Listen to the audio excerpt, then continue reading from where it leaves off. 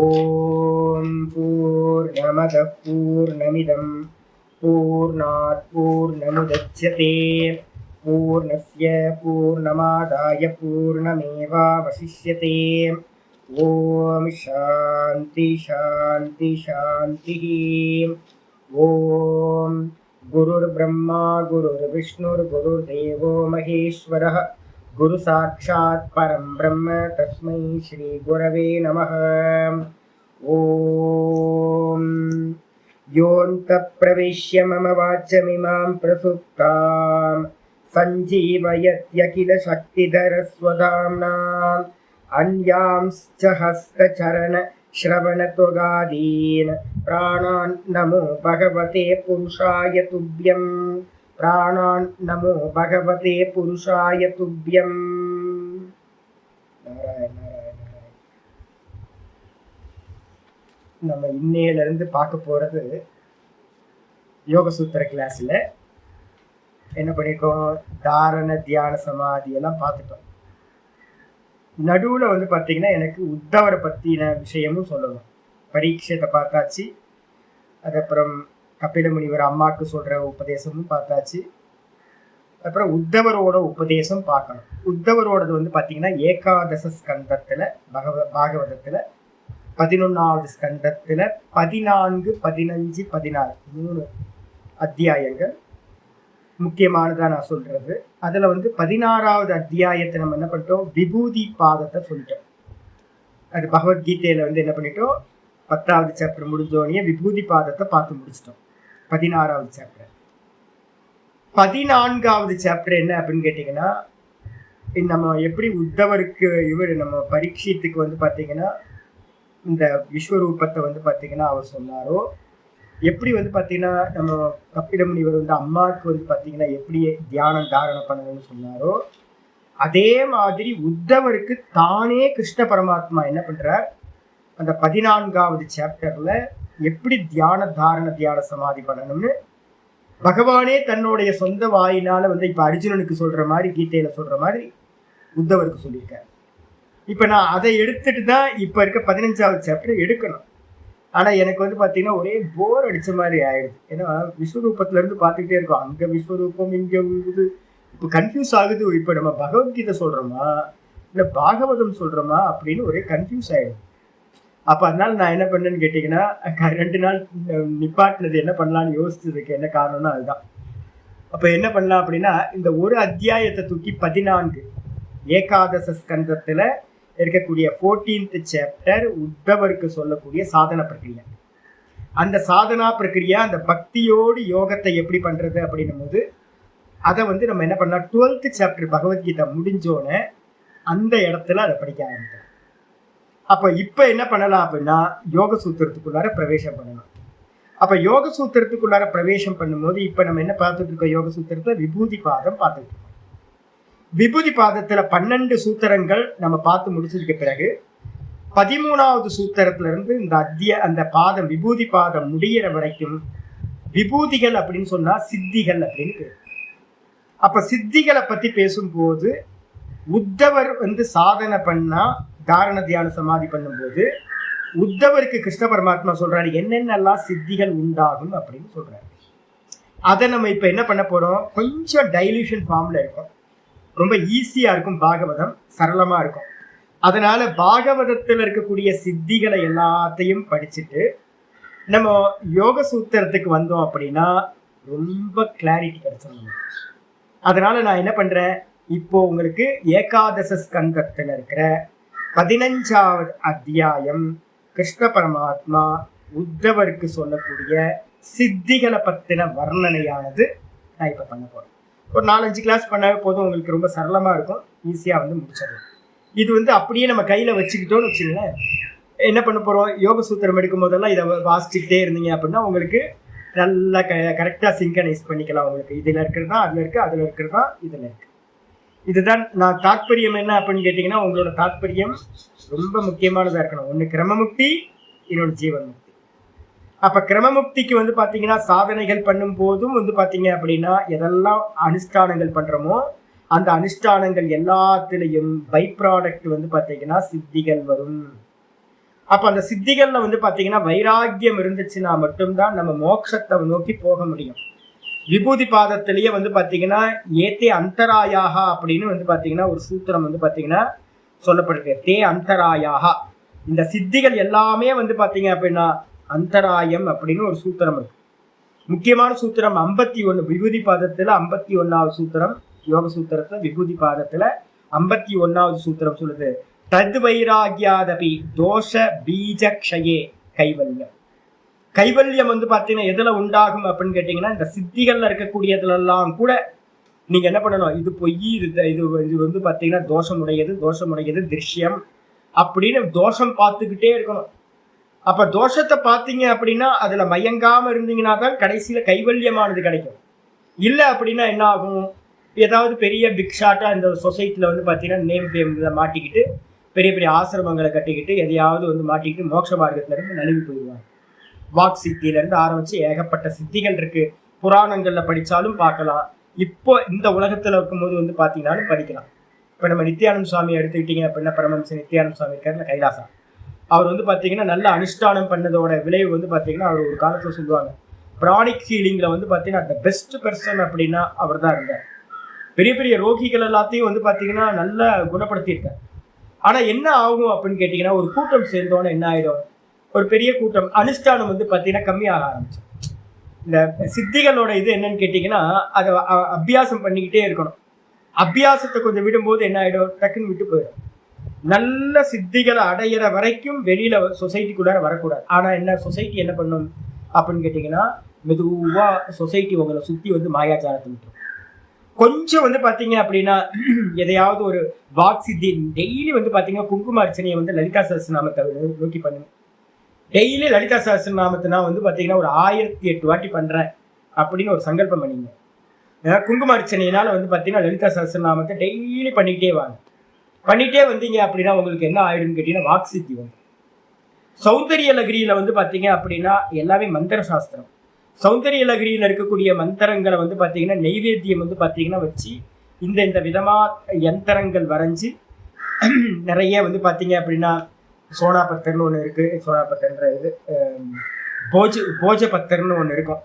நீங்க கிரி ட்ரேடிங்ல வந்து பாத்தீங்கன்னா ஒரு இலை கிடைக்கும், போஜ்வாசா அப்படின்னு. கங்கோத்திரி போற வழியில வந்து பாத்தீங்கன்னா கங்கோத்திரிக்கு மேல கோமுக்கு நடுவுல வந்து போஜ்வாசா அப்படின்னு ஒரு இடம் இருக்கு. அதுல வந்து பாத்தீங்கன்னா நிறைய மரங்கள் இருக்கு. அந்த மரங்களுக்கு பேரு போஜபத். அதுல இருக்க அந்த மரப்பட்டை இருக்கு பாத்தீங்களா, அதுல போஜபத்திரி அப்படின்னு. அதுல வந்து பாத்தீங்கன்னா யந்திரங்களை வந்து தேவதைகளுக்கு யந்திரங்களை வரைஞ்சி அந்த யந்திரங்களுக்கு வந்து பாத்தீங்க அப்படின்னா இத்தனை கோணம் இருக்கணும் அப்படின்னா அதெல்லாம் கணக்குலாம் இருக்கு. அந்தந்த தேவதைகளுக்கு வந்து பாத்தீங்கன்னா ஒவ்வொரு ஸ்லோகத்துக்கும் ஒவ்வொரு விதமான மந்திரங்களுக்கும் ஏற்ற மாதிரி யந்திரங்களை வரைஞ்சி ஒவ்வொரு யந்திரத்துக்கும் வந்து பாத்தீங்க அப்படின்னா பிராண பிரதிஷ்டா மந்திரங்கள் வித்தியாசம் இருக்கும். அந்த பிராண பிரதிஷ்டை பண்ணிட்டு வந்து பாத்தீங்கன்னா அதுக்குன்னு இப்போ வந்து பாத்தீங்கன்னா ஒரு தேவதைக்கு வந்து பாத்தீங்கன்னா சக்கரை பொங்கல் பிடிக்கும்.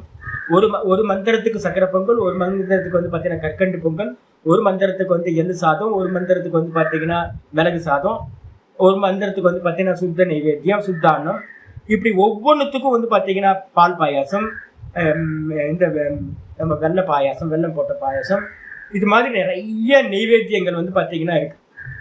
எதெல்லாம் நெய்வேத்தியங்கள் இருக்கோ அதெல்லாம் 48 நாள், 40 நாள், 21 நாள் அப்படின்னு விதவிதமா 108 நாள் இது மாதிரி நெய்வேத்தியங்கள் பண்ணி அந்த அபிஷேக ஆராதனைகள் பண்ணி ஜபம் பண்ணணும் அப்படின்னா அந்த சித்திகள்லாம் இப்பவே கிடைச்சிடும். நான் ஒரு காலத்துல என்ன பண்ணிருந்தேன் அப்படின்னு கேட்டீங்கன்னா, வேதாந்தம் படிக்கிறதுக்கு முன்னாடி நான் இப்போ வந்து காயத்ரிலாம் பண்ணிட்டு இருந்தேன், அப்போ அனுஷ்டானங்கள்லாம் பண்ணிட்டு இருந்தேன். இப்போ சௌந்தரிய லகிரியில வந்து பாத்தீங்கன்னா எனக்கு இதுல கொஞ்சம் ஈடுபாடு வந்துச்சு. அப்பெல்லாம் புத்திலாம் இல்லை. பொதுவாக என்ன நம்ம என்ன ஸ்பிரிச்சுவல் தானே, ஸ்பிரிச்சுவல் எல்லாத்தையும் கொண்டு கட்டி ஒன்னா ஆக்கி தானே வச்சு போறாங்க. அப்போ சுத்தி இருக்கிறவங்க எல்லாம் என்ன பண்ணாங்கன்னு கேட்டீங்கன்னா, இதை பண்றேன் அதை பண்றேன்னும் போது நானும் என்ன பண்றேன், சரி அப்படின்னு அங்க சௌந்தரிய லகிரி தெரிஞ்ச ஒருத்தர் இருந்தார், ஒரு சுவாமி இருந்தார். சுவாமி எனக்கு பாடம் பண்ணி வைங்க அப்படின்னு சொல்லி அவர்கிட்ட வந்து பாத்தீங்கன்னா பாடம் பண்ணி கேட்டுக்கிட்டு அவர்கிட்ட வந்து பாத்தீங்கன்னா சொல்லிட்டு என்ன பண்ணணும் சுவாமி அப்படின்னும் போது, வாக் சித்தி வரணும். ஏன்னா காயத்ரியில வந்து பாத்தீங்கன்னா இந்த தேவதாவை வந்து பாத்தீங்கன்னா வாக் தேவதாகலாம். அப்போ வந்து வாக் சித்தி வரணும், வேதம் சித்திக்கணும் அப்படின்னு வந்து பாத்தீங்க அப்படின்னா இந்த வேதாந்தங்களை நல்லா படிக்கணும். எனக்கு ரொம்ப மரமண்டை, ரொம்ப மக்கு நான். அப்போ அதனால என்ன பண்ணேன்னு கேட்டீங்கன்னா, கொஞ்ச நாள் வந்து பாத்தீங்கன்னா சில ஸ்லோகங்கள்லாம் வந்து பாத்தீங்கன்னா பண்ண ஆரம்பிச்சேன். நல்ல வேலை முதல்ல வந்து பார்த்தீங்கன்னா நான் என்ன பண்ணிட்டேன், வாக் சித்திக்காக இருக்கிற ஸ்லோகங்களை சொல்லி வந்து பார்த்தீங்கன்னா கொஞ்ச நாள் அபியாசம் பண்ணிட்டு இருந்தேன். அப்போ நெய்வேத்தியம்லாம் வந்து பார்த்தீங்கன்னா எனக்கு வந்து பூரணமாக, நான் பரதேசிக்கு வந்து பார்த்தீங்கன்னா எங்கே வந்து எல்லாம் ப்ராப்பராக நெய்வேத்தியம்லாம் பண்ண முடியாது. அப்போ கிடைச்சத கற்கண்டையோ இல்லை திராட்சையோ எதையோ கையில் கிடைச்சதை வச்சு கல்பையாவின்னு வச்சுட்டு பண்ணிட்டு போயிடுது. ஆக்சுவலாக என்னன்னா, சித்திகளுக்கு எல்லாத்துக்கும் வந்து பார்த்தீங்கன்னா எந்தரம் முக்கியம், அதே மாதிரி நெய்வேத்தியம் வந்து பார்த்தீங்கன்னா ரொம்ப பிரதானம். அப்போ நான் அறகுறையா பண்ணதுனால வந்து பார்த்தீங்கன்னா எனக்கு கொஞ்சம் அறகுறையா ஞானம், சாஸ்திர ஞானம், வாக் சித்தி வந்து பார்த்தீங்கன்னா அறகுறையா கிடைச்சி போச்சு. ஆனா வந்து பாத்தீங்கன்னா எனக்கு நல்லா தெரியும், பிரத்யட்சமா தெரியும். என்னன்னு கேட்டீங்கன்னா, சௌந்தரிய நகரி மாதிரி ஒரு மந்திர சாஸ்திரம் இல்லை. அப்ப அந்த மந்திர சாஸ்திரத்துல பிரயோகப்படுத்தப்பட்டபடி நம்ம பண்ணோம் அப்படின்னா நமக்கு பிரத்யட்சமா வைதிகத்திலையும் கூட நம்ம என்ன பண்ணலாம், இந்த சித்திகளை அடைய முடியும். இப்ப கூட நீங்க கூட யார்ட்டையாவது நல்ல பாட்டம் வாங்கிக்கிங்க, யார்ட்டையாவது ஒரு சம்ஸ்காரத்தினால வந்து பாத்தீங்கன்னா ஒருத்தர் சொல்ல கேட்டு நீங்க ஒரு வாட்டி சொல்லி அதை வந்து சந்தோரில தெரிஞ்சுக்கிட்டு, ஆனந்த லகரி சௌந்தரிய லகரின்னு ரெண்டா இருக்கு, அதுல இருக்க மந்திரங்கள் எல்லாத்தையும் மனப்பாடம் பண்ணி வச்சுட்டு ரொம்ப கொஞ்சம் கஷ்டமா இருக்கும். அந்த மந்திரங்களை இது பண்ணிக்கிட்டு ஆவருத்தி என்ன பிரச்சனை அப்படின்னு கேட்டீங்கன்னா, நீங்க உட்காரம் ஒரு நாளைக்கு வந்து பாத்தீங்கன்னா 1000 வாட்டி ஒரு ஸ்லோகத்தை சொல்லணும். 1000 வாட்டி சொல்றதுலாம் முதல்லலாம் ரொம்ப கஷ்டமா இருக்கும். ஒரு நாளைக்கு 1000 வாட்டி சொல்லணும்னா யோசிச்சு பார்த்துங்க. நான் விஷ்ணு இது வந்து பாத்தீங்கன்னா கணபதி அதர்வசேஷம் 7 நிமிஷம் சொல்றதுக்கு வந்து பாத்தீங்கன்னா 100 சொல்றதுக்கு திணறி போயிடும். 108 வாட்டி ஒரு நாளைக்கு சொல்லணும் அப்படின்னா 108 7 நிமிஷம் ஆச்சுன்னா என்ன, 7 நிமிஷம் 108 டைம் சொல்லணும். இதே இந்த ஸ்லோகங்கள் கடப்படன்னு இருக்கும் எல்லா ஸ்லோகங்களும். இதை வந்து 1008 முறை சொல்லணும், 508 முறை சொல்லணும் அப்படின்னு வந்து பாத்தீங்கன்னா இருக்கும். சிலதுல 2000 முறை சொல்ல வேண்டியதெல்லாம் இருக்கும். அப்போ உங்களுக்கு தூங்குற நேரமே இருக்காது. காலையில ஆரம்பிச்சிங்க அப்படின்னா போயிட்டே இருக்க, ராத்திரி நடுநசிக்கு தான் வந்து பாத்தீங்கன்னா முடியும். அப்ப ரொம்ப கஷ்டப்பட்டு சில ஸ்லோகங்கள்லாம் சொல்லுவோம். ஆனா என்ன ஆகும்னு கேட்டீங்கன்னா எனக்கு அப்ப தெரியவே தெரியாது. என்னன்னு கேட்டீங்கன்னா உங்களுக்கு அந்த சொல்லப்பட்டது எல்லாமே மந்திரம், அதெல்லாம் சித்திகளை கொடுத்தோம். அப்ப யாராவது புக் இருந்துச்சு அப்படின்னா எடுத்து பாத்தீங்கன்னா இந்தந்த ஸ்லோகங்களுக்கு இந்த நைவேத்தியம், இந்த சித்திகள் கிடைக்கும் இருக்கு. பிரத்யட்சமா நம்மளும் அதை இது பண்ணலாம். ஆனா என்ன ப்ராப்ளம் அப்படின்னு கேட்டீங்கன்னா, இதை சித்தப்படுத்தினவங்க நார்த் இந்தியாவில் வந்து பாத்தீங்கன்னா ஏகப்பட்ட பேர் இருக்காங்க. என் கூட இருந்தவங்க எல்லாம் வந்து பாத்தீங்கன்னா அம்பாள் உபாசகர்கள் நிறைய பேர் என் கூட இருந்தாங்க. பெங்காலிஸ் நிறைய பேர் இருந்தாங்க. நிறைய ராமகிருஷ்ண பரமஹம்சரை ஃபாலோ பண்றவங்க நிறைய பேர் இருந்தாங்க. அவங்களுக்கெல்லாம் இந்த கல்கட்டா, ஒரிசா அந்த பக்கத்துல இருக்கிறவங்களுக்கு எல்லாம் அம்பாள் மேல ரொம்ப பிரியம். அதனால வந்து பாத்தீங்கன்னா எல்லா பிரயோகம் வந்து பாத்தீங்கன்னா இந்த சித்திகளுக்காகவே பிரயோகம் பண்ணிக்கிட்டே இருப்பாங்க. அவங்களுக்கு தெரியவே தெரியாது, ஏதோ ஒரு கிருப்பை வந்து பாத்தீங்கன்னா கம்மியா இருந்திருக்கும். ஒரு நல்ல வேதாந்தமோ இல்ல நல்ல யோக சாஸ்திரமோ யாரோ ஒரு குருநாதர் சொல்லி கொடுத்து இதெல்லாம் தப்புப்பா, இதெல்லாம் வந்து பாத்தீங்கன்னா இது பண்ணக்கூடாது, ஈஸ்வர பிரீத்திக்காக மட்டும் பண்ணணும் அப்படின்னு சொல்றதுக்கு ஆள் இல்லை. எனக்கு வந்து பாத்தீங்கன்னா என்ன ஆச்சு அப்படின்னு கேட்டீங்கன்னா, நான் வந்து பாத்தீங்கன்னா இங்க அங்க நடமாடிக்கிட்டு இந்த மந்திரங்களை சொல்லிக்கிட்டே இருப்பேன். ஒரு நாள் வந்து பாத்தீங்கன்னா எங்க ஆச்சாரியர் வந்து பாத்தீங்கன்னா என்ன சாதனை பண்ணிட்டு இருக்க அப்படின்னு கேட்டேன். அடிக்கடி கேட்பாங்க, சாதனைகள்லாம் கேட்பாங்க. இப்போ என்னோட ஆச்சாரியர் நான் இப்போ நான் இருக்கேன்னு வச்சுக்கோங்களேன். இப்போ குரு பூர்ணிமா ஸ்டார்ட் ஆக போகுது. இப்போ குரு பூர்ணிமா ஸ்டார்ட் ஆகும்போதே நான் வந்து பார்த்தீங்கன்னா என்னோட சிஷ்யர்களை கூப்பிட்டு என்ன பண்ண போறீங்க இந்த 4 மாசத்துக்கு, சாத்துர் மாசத்துல உங்க சாதனையை என்ன பண்ண போறீங்க, எவ்வளோ ஆவர்த்தி வச்சிருக்கீங்க, சரியா ஆவர்த்தி பண்ணிட்டு இருக்கீங்களா, 12,000 ஜபம் பண்ணிட்டு இருக்கீங்களா, நித்தியம் போயிட்டு இருக்கா, இல்லை வந்து பார்த்தீங்கன்னா என்ன அக்காரம் பண்ணிட்டு இருக்கீங்களா, உட்காரம் பண்றீங்களா, என்ன பண்ண போறீங்க, இதெல்லாம் நான் கேட்பேன். இதே மாதிரி எங்க ஆச்சாரியர்கள் கேட்பாங்க. அப்படி கேட்கும்போது வந்து பார்த்தீங்கன்னா ஒரு நாள் நான் சொன்னேன் என்னன்னு கேட்டீங்கன்னா, எனக்கு அப்போ வேதாந்தெல்லாம் படிக்கல, சேவை பண்ணிட்டு இருக்கேன் சுவாமி. அப்போ சுவாமிகிட்ட வந்து பார்த்தீங்கன்னா நான் சௌந்தரிய லகரி பண்ணிட்டு இருக்கேன் அப்படின்னு. சௌந்தரிய லகரியா? டக்குன்னு சுவாமிக்கு வந்து பார்த்தீங்கன்னா ஸ்பார்க் ஆயிடுச்சு. என்ன பண்ற அப்படின்னு கேட்டேன். இல்லை இது மாதிரி வாக் சித்திக்காக நான் வந்து பண்ணிக்கிட்டு இருக்கேன் அப்படின்னு. மூர்க்கனானி அப்படின்னு அடுத்த வார்த்தையை சொன்னேன், மூர்க்கனானி. அம்பால வந்து பார்த்தீங்க அப்படின்னா பிரீத்தி பண்றதுக்கு பண்ணாம வாக் சித்திக்காக பண்ணிட்டு இருக்கேன், என்ன முட்டாள்தனமா பண்ணிட்டு இருக்கேன், அதெல்லாம் பண்ணக்கூடாது, அப்பெல்லாம் பண்ணக்கூடாது அப்படின்னு வந்து பாத்தீங்க. அப்ப என்ன சொன்னா, சௌந்தரிய நகரியை தூக்கி நான் என்ன பண்ணிட்டேன், 25 வருஷம் ஆச்சு. சௌந்தரிய நகரியே எனக்கு ரொம்ப பிரியமானது 20 வருஷத்துக்கு முன்னாடி. அதை தூக்கி நான் என்ன பண்ணிட்டேன் ஓரமா வச்சு. அதுக்கப்புறம் கொஞ்ச நாள் வந்து பாத்தீங்கன்னா இது பண்ணி பார்த்தேன். நான் ஸ்ரீ சூக்தங்கள்லாம் பண்ணும்போது வந்து பாத்தீங்கன்னா கொஞ்சம் ஆவர்த்தியில ஒவ்வொரு சூக்தத்தையும் 100 வாட்டி பண்றதெல்லாம் இருக்கு, 108 வாட்டி பண்றது அப்படின்னு.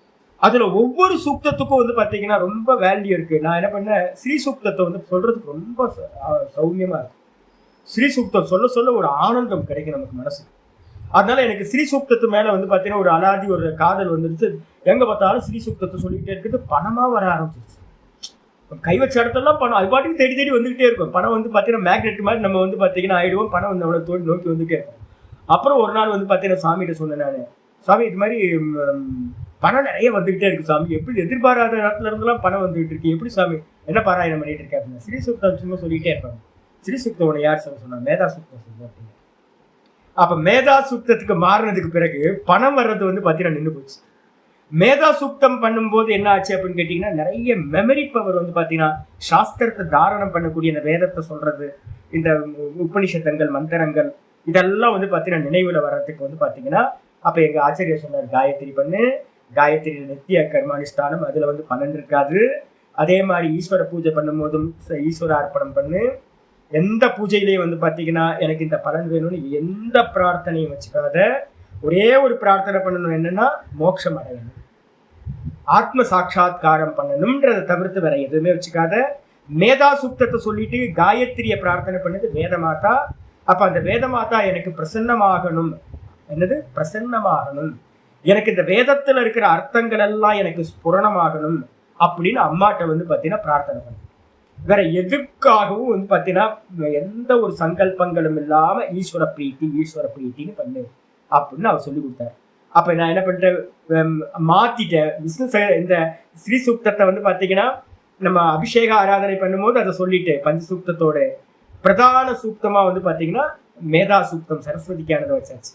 வச்சதுக்கு பிறகு வந்து பாத்தீங்கன்னா நல்லா சுவாத்தியாயம், அந்த அம்மாவோட கிருப்பையினால ஒரு நாள் கூட எனக்கு சுவாத்தியாயம் விட்டே போகாம சுவாத்தியாயம் போயிட்டே இருக்கு. அப்ப அதனால வந்து பாத்தீங்கன்னா நிறைய பேர் என் கூட இருந்தவங்க நிறைய பேர் நல்ல நல்ல உபாசகர்கள், நல்ல நல்ல புத்திசாலிகள், நல்ல தபஸ்விகள். ஆனா வந்து பாத்தீங்கன்னா யாருக்கும் வந்து சுவாமியோட அனுகிரகம் கிடைக்கும், ஒரு குருநாதரோட அனுகிரகம் கிடைக்கணும். நம்மள மடமாத்துறதுன்னு சொல்லுவாங்க. ஒரு பக்கம் போயிட்டே இருப்போம். இந்த மடமாத்துறது என்னன்னா, அந்த நிலத்துல வந்து பாத்தீங்கன்னா என்ன பண்ணுவாங்க, நிலத்துல தண்ணி பாய்ச்சிட்டு இருக்கும், அந்த வாய்க்கால் வழியா தண்ணி போய் ராத்திரியில எல்லாம் வந்து பாத்தீங்கன்னா அங்க காவல் காக்கிறதுக்கு போவாங்க. நெல்லுக்கு இதுக்கெல்லாம் தனித்தனியா இருக்கும். இந்த வாய்க்கால என்ன பண்ணுவாங்க அப்படின்னு கேட்டோம்னா, ஒரு லேண்ட்ல பாஞ்சதுக்கு பிறகு திரும்ப ஒவ்வொரு பாத்தியா கட்டியிருப்பாங்க. ஒரு பாத்தியில தண்ணி பாய்ஞ்சதுக்கு அப்புறம் அதை அடைச்சிட்டு அடுத்த பாத்தி போவாங்க. அடுத்த பாத்தியை வந்து அடைஞ்சதுக்கு அப்புறம் திரும்ப ஒவ்வொருத்தையா ஓபன் பண்ணி அந்த மடம் மாத்துறதுன்னு பேர். அதுக்கு பேர் இந்த மடம் மாத்துறது வந்து பாத்தீங்கன்னா பண்ணாம விட்டுட்டீங்க அப்படின்னா என்ன ஆகும், அது பாட்டுக்கு தெரியாம கூட்டுத்தனமா வந்து பாத்தீங்கன்னா போயிட்டே இருக்கும். யாரோ ஒருத்தர் நிலத்துக்கு போகாம விட்டுட்டாருன்னா அந்த நிலம் ஒரு பாத்தியில மட்டும் தண்ணியா போய் அது நாசமா போயிடும். இதே மாதிரி ஒரு சாதகன் வந்து பாத்தீங்கன்னா சமாதி பாதத்தை பத்தி தெரிஞ்சுக்கணும். அதுக்கப்புறம் வந்து பாத்தீங்கன்னா சாதனா பாதத்துல இருக்கக்கூடிய டவுட் எல்லாம் போக்கிட்டு அந்த சாதனைகளை பண்ணணும். அப்ப வந்து பாத்தீங்கன்னா சொல்லணும், நீ வந்து பாத்தீங்கன்னா இதெல்லாம் ஈடுபடாத, எந்த ஒரு சித்திகள் பக்கமும் கவனத்தையே கொடுக்காத, கவனத்தை கொடுத்த அப்படின்னா உன்னுடைய மோட்ச மார்க்கம் தடைபட்டு போயிருந்து ஒரு குருநாதர் சொல்லி கொடுக்கணும். அப்படி சொல்லி கொடுக்கல அப்படின்னா நிறைய பேர் நார்த் இந்தியாவில வந்து பாத்தீங்கன்னா அவ்வளவு சாதிக்கணுங்க. எத்தனை சாதகர்கள் நினைக்கிறீங்க? எல்லாத்துக்கும் வந்து பாத்தீங்கன்னா முதல்ல வாக்கு சித்தி கிடைச்சிடும். ஒரு அனுஷ்டானத்தை மௌனமா இருந்துகிட்டு 108 நாள் ஒரு எங்க ஆச்சாரியர் என்ன பண்ணார், என்னோட சீனியர், எனக்கு சீனியரா ஒரு சுவாமி இருந்தார். குள்ளமா அகஸ்தியர் மாதிரி இருப்பார். சுவாமிக்கு ரொம்ப பிரியமான சிஷ்யர், மகாராஷ்டிரா. ரொம்ப புத்திசாலியும் கிராமர்லாம் வந்து பாத்தீங்கன்னா கிராமர் தர்க்கத்தையும் கரைச்சி குடிச்சவர் என்னோட முந்திர செட்டு. அவருக்கு என்ன பண்ணாரு அப்படின்னு கேட்டீங்கன்னா, சுவாமி நான் வந்து பாத்தீங்கன்னா ரொம்ப ஏக்கமா இருக்கவருக்கு மகாராஷ்டிரால போய் உட்கார்ந்துட்டார். உட்கார்ந்ததுக்கு பிறகு வந்து பாத்தீங்கன்னா யாரும் படிக்கவும் வரமாட்டேன்றாங்க. சொசைட்டில வந்து பாத்தீங்கன்னா அவருக்கு எந்த ஒரு பேரும் புகழும் இல்லை. அவர் சன்னியாசம் எடுக்கல, அவர் வந்து பிரம்மச்சாரியாவே இருந்தார். அப்ப அவர் என்ன பண்றாரு அப்படின்னு கேட்டீங்கன்னா ரொம்ப நொந்து போயிடுறாரு. உள்ளுக்குள்ள நிறைய பேருக்கு பிரதிஷ்டால ஆசை இருக்கும். ஐயோ இந்த சொசைட்டி நம்மளை வந்து பாத்தீங்கன்னா கண்டுக்க மாட்டேங்குது, அங்கீகாரமே இல்லாம இருக்கு, நமக்கு பேர் புகழ் வேணும், மாலை மரியாதை வேணும், நமக்கு நிறைய சிஷ்யர்கள் வேணும், ஆசிரமம் வேணும், அது மாதிரி நிறைய பேர் ஆசைப்படுற சாதுக்கள் இருக்காங்க. அப்ப இவரு நல்லா படிச்சாரு. படிச்சதுக்கு பிறகு கூட இவருக்குள்ளார அந்த ஏக்கம் இருந்துச்சு. நேரா சுவாமிகிட்ட வந்து பாத்தீங்க அப்படின்னா, சுவாமி என்ன பண்றதுன்னு தெரியல அப்படின்னு சொன்னோன்னா சுவாமி வந்து ஒரு சிவமந்திரத்தை வந்து பாத்தீங்கன்னா கொடுத்தாரு. சிவமந்திரத்தை கொடுத்து 108 நாள் ஒரு குகையில உட்கார்ற மாதிரி, அங்க குகைகள்லாம் நிறைய இருக்கு. இவர் ஊர் பக்கத்துல ஒரு குகை இருந்துச்சு. அந்த குகையில வந்து பாத்தீங்கன்னா பூமிக்கு கீழே இருக்கிறது. அந்த குகையில வந்து பாத்தீங்கன்னா இருந்து 108 நாள் சிவ பூஜை பண்ணி, நல்ல வில்வத்தினால அர்ச்சனை பண்ணு, இத்தனை வில்வத்தினால அர்ச்சனை பண்ணு, இந்த நைவேத்தியம் வை சுவாமிக்கு, இந்த ஸ்தோத்திர பாராயணத்தை பண்ணு, இத்தனை முறை ஸ்தோத்திர பாராயணம், இத்தனை ஆவர்த்தி ஜபம் பண்ணு, 108 நாள் பண்ணு அப்படின்னு 108 நாள் பண்ணுன்னு சுவாமியை அனுப்பி வச்சோன்னு 80வது நாள் நடக்கும் போதே வந்து பாத்தீங்க அப்படின்னா ஒரு பெரிய தனவந்தர் வந்தார். என்ன பண்ணாரு அப்படின்னு கேட்டீங்கன்னா, தன்னோட லேண்ட்ல வந்து பாத்தீங்கன்னா ஃப்ரீயா இருக்கு அந்த லேண்டு, இந்த லேண்ட்ல வந்து சுவாமி வந்து ஆசிரமம் வச்சுக்கலாம், நான் வந்து உங்களுக்கு எல்லா பணமும் ஸ்பெண்ட் பண்றேன் அப்படின்னு ஒரு பெரிய லேண்டே வந்து பாத்தீங்கன்னா 3 ஏக்கர் 4 ஏக்கர் லேண்டும் கொண்டு வந்து கொடுத்து வந்து பாத்தீங்கன்னா 80வது நாள்லயே வந்து பாத்தீங்கன்னா சித்தியாச்சு. எங்க ஆச்சரியர் திரும்ப திரும்ப சொல்லுவாரு, இந்த முட்டாளுக்கு வந்து பாத்தீங்கன்னா நான் சொன்னேன், நீ இதெல்லாம் ஆசைப்படாதேன்னு சொன்னேன். நான் தேவையில்லாம ஆசைப்பட்டு மாட்டிக்காத, சம்சாரி ஆயிடுவேன். அதனால பேசாம பகவானுக்கு வந்து பாத்தீங்கன்னா என்ன இச்சையோ அது நடக்கட்டும், பகவானை பிராப்தி பண்ணணும்னு இந்த பூஜை பண்ணு அப்படின்னு நான் சொன்னேன். அவன் என்ன பண்ணிட்டான்னு கேட்டீங்கன்னா, இல்ல எனக்கு பிரதிஷ்டா வேணும் பிரதிஷ்டா வேணும்னு சொல்லி அவன் என்ன பண்ணான்னு கேட்டீங்கன்னா, அந்த பிரதிஷ்டைக்காக வந்து பாத்தீங்கன்னா, பிரதிஷ்டான என்ன அர்த்தம், ஊர்ல வந்து தனக்குன்னு ஒரு எஸ்டாபிஷ்மெண்ட், ஊரெல்லாம் புகழும், எல்லா மந்திரி எல்லாம் வரணும் அப்படின்னு அந்த அந்த இவருக்கு வந்து மந்திரி வந்து மகாராஷ்டிரால இருக்கிற மந்திரி வந்து இடத்த கொடுத்தார். 80வது நாள் நடக்கும் போதே வந்துச்சு. நிறைய அந்த மரத்தை ஒரு ஆசிரமத்தை கட்டினாங்க, இதெல்லாம் பண்ணாங்க. எங்க ஆச்சரியர் வந்து பாத்தீங்கன்னா அடுத்து கொஞ்ச நாள் கழிச்சு, இப்போ ஒரு 2-3 வருஷம் கழிச்சு 4-5 வருஷம் கழிச்சு அந்த பிரம்மச்சாரி வந்ததுக்கு பிறகு வந்து பாத்தீங்க அப்படின்னா சுவாமிக்கு ரொம்ப அணுக்கத்தொண்ட, நல்ல ரொம்ப சுவாமிக்கு ரொம்ப க்ளோஸ். அவர் வந்தோட ஒரே புலம்பல். நான் வந்து பாத்தீங்கன்னா பக்கத்துல இருந்தேன். சுவாமி இப்படி ஆகி போச்சு சுவாமி, வெளியில வர முடியல, சுவாத்தியாயம் பண்ண முடியல, அது இல்லை இது இல்லைன்னு எல்லாம் புலம்புறோம். சுவாமி சொன்னார், நான் உனக்கு அப்பவே சொன்னேன்ல, ருத்ரனுக்கு பூஜை பண்ண, சிவபெருமானுக்கு பூஜை பண்ணா இதெல்லாம் கிடைச்சிரும். ஆனா கிடைச்சா வந்து பாத்தீங்கன்னா அதனால நீ என்ன பண்ண முடியாது, உன்னோட சாதனையில மேல போக முடியாது, அதோட நின்றுன்னு நான் சொன்னேன்ல அப்படின்ட்டு. இல்லை சுவாமி இப்ப தப்பிக்கணும் அப்படின்னும் போது என்னோட ஆச்சாரிய சுவாமியோட அனுகிரகத்தினால அவர் என்ன பண்ணாருன்னு கேட்டீங்கன்னா, அப்படியே ஆசிரமத்தை வந்து பாத்தீங்கன்னா மற்றவங்களுக்கு கொடுத்துட்டு வந்து பாத்தீங்கன்னா பழைய மாதிரியே வந்து பாத்தீங்கன்னா தனிச்சு போயிருந்து சுவாத்தியாயத்தை பண்ணிட்டு இருந்தார். அந்த பலம் வந்து பாத்தீங்கன்னா அவருக்கு இருந்துச்சு. அதனால வந்து பாத்தீங்கன்னா 3 வருஷம் 4 வருஷம் அந்த இடத்த எஸ்டாபிஷ்மெண்ட் எல்லாம் பண்ணி மாலை மரியாதை, மந்திரி வந்து பழக்கமாயிட்டார். அப்ப இவர் மந்திரி வந்து பாத்தீங்கன்னா நிறைய ப்ரோக்ராம்ல கூட்டிட்டு போவார், நிறைய ப்ரோக்ராம்ல மாலை மரியாதை. என்னோட மந்திரிக்கு வந்து குருநாதர்னா எப்படி இருக்கும் யோசிச்சு பாருங்க. ஊர் ஃபுல்லா வந்து பாத்தீங்கன்னா ஒரு மந்திரிக்கு குருநாதர்ப்பா அப்படின்னும் போது வந்து பாத்தீங்கன்னா நிறைய ஃபேமஸ் ஆயிட்டார், எல்லாம் பண்ணார். அதுக்கப்புறம் தெரிஞ்சு போச்சு இது நமக்கு உதவாது அப்படின்னு தெரிஞ்சு போச்சு. டக்குன்னு என்ன பண்ணாரு, ஒரு சாமர்த்தியம், ஏதோ முந்தின ஜென்மத்தோட புண்ணியமா இருக்கும். நிறைய பேர் வெளியில வரமாட்டாங்க. இந்த பிரம்மச்சாரிக்கு வயசு வந்து நான் சொல்றது வந்து ஒரு 30 வயசுக்குள்ளதான். ஆனா 30 வயசுக்குள்ளாரியே வந்து அந்த சாஸ்திரங்களும் நல்லா படிச்சிருக்காரு. ஏதோ ஒரு வாசனை அது வந்து பாத்தீங்கன்னா அது மாதிரி ஆயிப்போச்சு. அதுல கொஞ்சம் தப்பு தெரிஞ்சவன என்ன ஆயிடுச்சுன்னா வெளில வந்து எல்லாத்தையும் அப்படியே விட்டுட்டு வந்து பாத்தீங்கன்னா வெளில வந்து பாத்தீங்கன்னா பழைய லைஃபை சாதாரண ஒரு குட்டியா வச்சுக்கிட்டு அவர் பாட்டுக்கு சுவாத்தியாயம் பண்ணிட்டு வர சின்ன சின்ன சாதுக்களுக்கு வந்து பாத்தீங்கன்னா சாதகர்களுக்கு பாடம் சொல்லி கொடுத்துட்டு பழைய லைஃப் ஸ்டைலுக்கே அவர் வந்துட்டார். அப்போ சாஸ்திரம் என்ன சொல்லுது அப்படின்னு கேட்டீங்கன்னா, தத்வைராகியாதபி சர்வஜத்துவமே கிடைக்கும்னு சொல்லுது. ஈஸ்வரனுக்கு ஈக்குவலான ஞானம் வந்து பாத்தீங்கன்னா உங்களுக்கு கிடைக்கும். அப்படி கிடைச்சாலும் கூட ஈஸ்வனோட ஆயினும் ஆசை அருமைன்னு சொல்லியிருக்கவா, இந்த பரவைராக்கியம்னு ஒன்று சொல்றேன் பாத்தீங்களா. அதே மாதிரி சர்வஜத்துவமும் இந்த சித்திகள்ல வந்து பாத்தீங்கன்னா ஒன்னா சொல்லப்படுது. சர்வ சக்திமத்துவம் கிடைக்கும், சர்வஜத்துவம் கிடைக்கும், திகாலிக்கியத்துவம் கிடைக்கும், 3 காலத்தையும் அறியக்கூடிய சக்தி சாமர்த்தியம் கிடைக்கும், பறக்கிற சித்தி கிடைக்கும், எல்லாம் கிடைக்கும். ஆனா வந்து பாத்தீங்கன்னா என்ன ஆகும், மகேஷ் யோகி மாதிரி பறக்கிற யோகி ஆயிடும். இது மாதிரி நிறைய பேருக்கு வந்து பாத்தீங்கன்னா ஒவ்வொரு சித்தி வந்து பாத்தீங்கன்னா இருக்கு. பைலட் பாபான்னு ஒருத்தர் கேள்விப்பட்டிருக்கீங்களா? பைலட் பாபா யாராவது கேள்விப்பட்டிருக்கீங்களா? யாரும் இல்ல. பைலட் பாபான்னு ஒருத்தர் இருந்தார். என்ன அப்படின்னு கேட்டீங்கன்னா, இந்திரா காந்திக்கு வந்து பாத்தீங்கன்னா பைலட்டா இருந்தவர். இந்திரா காந்தியோட பிளைட்ல வந்து பாத்தீங்கன்னா அவர் பைலட்டா இருந்தவர். அவர் என்ன பண்ணாரு அப்படின்னு கேட்டீங்கன்னா, ஒரு முறை டேரடூனுக்கு வந்து பாத்தீங்கன்னா இந்திரா காந்தி ஏதோ வந்திருக்காங்க. டேரடூனுக்கு வந்துட்டு அவங்கள டிராப் பண்ணிட்டு திரும்ப டெல்லிக்கு போறாரு. ஃப்ளைட்ல போயிட்டு இருக்கும் போது வந்து பாத்தீங்க அப்படின்னா வேற ஒரு ரூட்ல வந்து சமோலி வழியா போறாரு. ஒரு இடத்துல போகும்போது என்ன ஆயிருக்கு அப்படின்னு கேட்டீங்கன்னா, அந்த ஏரியால அவருக்கு கிராஸ் பண்றாரு. கிராஸ் பண்ணும்போது வந்து பாத்தீங்கன்னா இவரோட அந்த ஏரோப்ளைன்ல இருக்கிற இதெல்லாம் அந்த டெலிகம்யூனிகேஷன் எல்லாம் வந்து பாத்தீங்கன்னா டிஸ்கனெக்ட் ஆகுது. அந்த இடத்துல எந்த ஒரு வயர்லெஸ் சர்வீஸ் எதுவுமே வந்து பாத்தீங்கன்னா கட் ஆகுது. அந்த இடத்த கிராஸ் பண்றாரு. திரும்ப வந்து பாத்தீங்க அப்படின்னா ஒரு 1 கிலோமீட்டர் தூரத்துக்குள்ள இதாயிடுது. அவருக்கு ஆச்சரியமா இருக்கு, என்னடா இது கட் ஆயிடுச்சு, ஒரு திணறாரு. திரும்ப அதே இடத்துல ஓட்டி பாக்குறாரு. திரும்பவும் அதே இடத்துல. அப்ப அவருக்கு தெரிஞ்சு போச்சு, இந்த இடத்துல ஏதோ ஒரு சம்திங், ஏதோ ஒரு ஸ்பெஷல் இருக்கு அப்படின்னு. இவர் என்ன பண்றாரு அப்படின்னு கேட்டீங்கன்னா, ஒரு லீவ்ல வந்து அந்த ஏரியாவை கரெக்டா நோட் பண்ணி வச்சுட்டு அந்த இடத்துக்கு வர லீவ் போட்டு வந்தார். வந்து பார்த்தா அந்த இடத்துல வந்து பாத்தீங்கன்னா விசேஷமான ஒரு அனுகிரகம் அவருக்கு உண்டான மாத்திரத்தில் அவருக்கு தெரிஞ்சு போச்சு, இந்த ஏரியாக்குள்ளார வந்து பாத்தீங்கன்னா எந்த ஒயர்லெஸ்ஸோ இல்லை வந்து வேவ்ஸ், எந்த வேவ்ஸும் உள்ள வரல. அப்படி வந்த மாத்திரத்துல இவர் அங்கேயே உட்கார்ந்து வந்து பாத்தீங்கன்னா தாரணை பண்றார், தியானம் பண்றார், நல்ல மந்திர ஜபத்தை பண்றார் ஒரு சாமியோட அனுகிரகத்தினால. அவர் வந்து பார்த்தீங்கன்னா இப்போவும் அவரோட இது வந்து கங்கோத்திரி போகிற ஆசிரமத்தில் பைலட் பாபா ஆசிரமம் அப்படின்னு கங்கோத்திரிக்கு மேலே இதில் உத்தரகாசிக்கு மேலே வந்து பார்த்தீங்கன்னா ஒரு ஆசிரமம் இருக்குது. ஒரு 25-30 கிலோமீட்டர் இருக்குமா, ஒரு 30 கிலோமீட்டருக்குள்ளே தான் இருக்குது பைலட் பாபா ஆசிரமம் அப்படின்னு. அதுக்கப்புறம் இன்னொரு பாபா வந்து பார்த்தீங்கன்னா ஃபேமஸாக இருந்தார். அவர் வந்து பார்த்தீங்கன்னா அல்மோரா பக்கத்தில். அவருக்கும் வந்து பார்த்தீங்க அப்படின்னா ஒரு பெரிய ஆசிரமதாரி ஆகிட்டார்.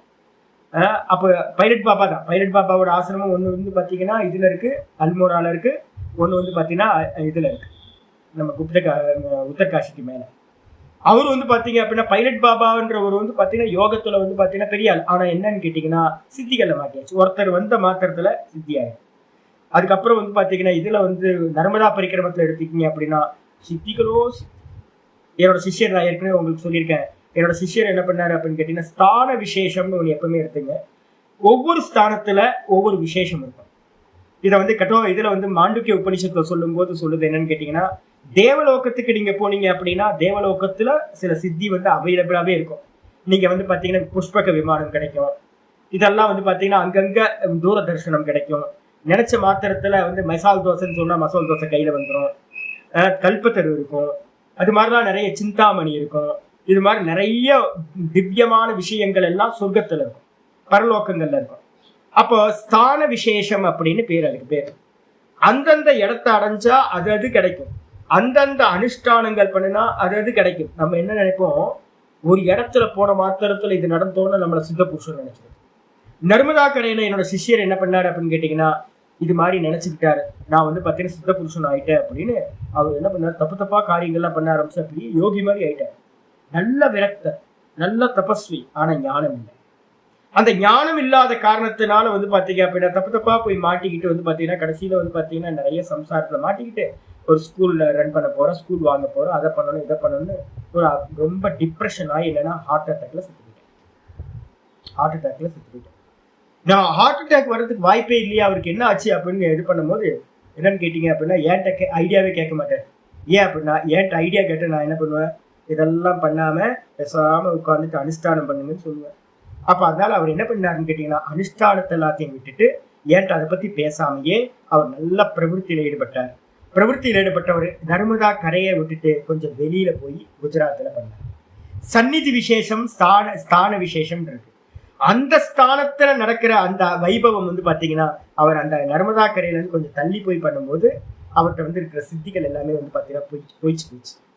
அந்த இடத்துல மட்டும்தான் ஐராவத யானையை பார்க்கணும் அப்படின்னா நீங்க சொர்க்கத்துக்கு போனாதான் இந்திரன் வந்து ஐராவத யானையில வந்து பாத்தீங்கன்னா நகர்வலம் வருவார், அப்ப பார்க்கலாம்.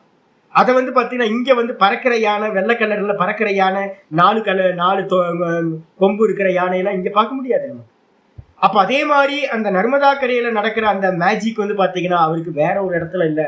இவர் நினைச்சுக்கிட்டா தான் சித்த புருஷன் ஆயிட்டேன் அப்படின்னு வேற ஒரு இடத்துல போய் இருந்து விவகாரம் பண்ணோட எல்லாத்துலயும் சிக்கல்ல மாட்டிக்கிட்டு டிப்ரெஷன் ரொம்ப அதிகமாகி ஏகப்பட்ட ப்ராப்ளத்துல வந்து பாத்தீங்கன்னா மாட்டிக்கிட்டு என்ன பண்ணிட்டேன், உயிரும் போச்சு, போய் செஞ்சுட்டேன்.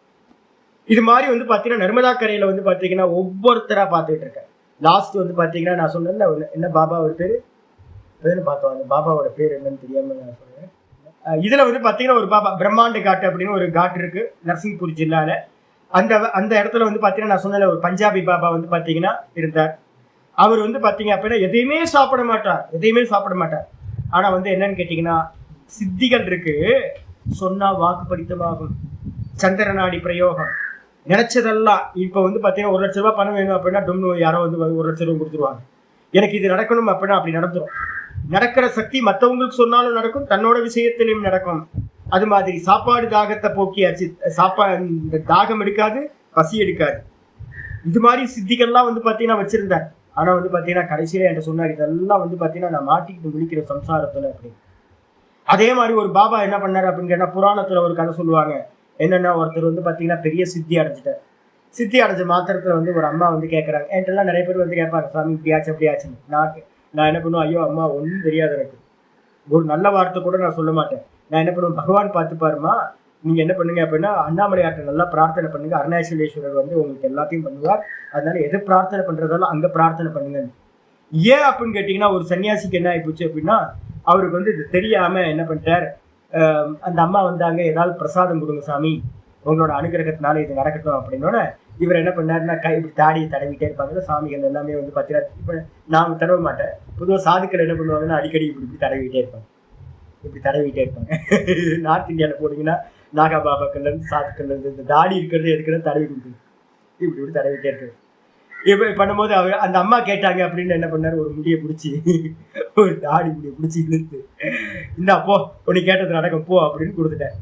கொடுத்த மாத்திரத்துல என்ன ஆகி போச்சு, அந்த அம்மாவுக்கு வீட்டுக்கு கொண்டு போறாரு. அந்த அம்மாவுக்கு வந்து பாத்தீங்கன்னா எனக்கு பலித்தம் ஆகி போச்சு. சாமி சொன்னது சொன்ன மாத்திரத்துல என்ன பண்ணாரு, சுவாமி வந்து பாத்தீங்கன்னா சித்த புருஷனாக்கும் அவர் தாடியில ஒரு முடிய கொடுத்தாரு, எனக்கு நடந்து போச்சு அப்படின்னு சொன்னோன்னே ஊரே வந்து பாத்தீங்கன்னா வரிசையா வர ஆரம்பிச்சது.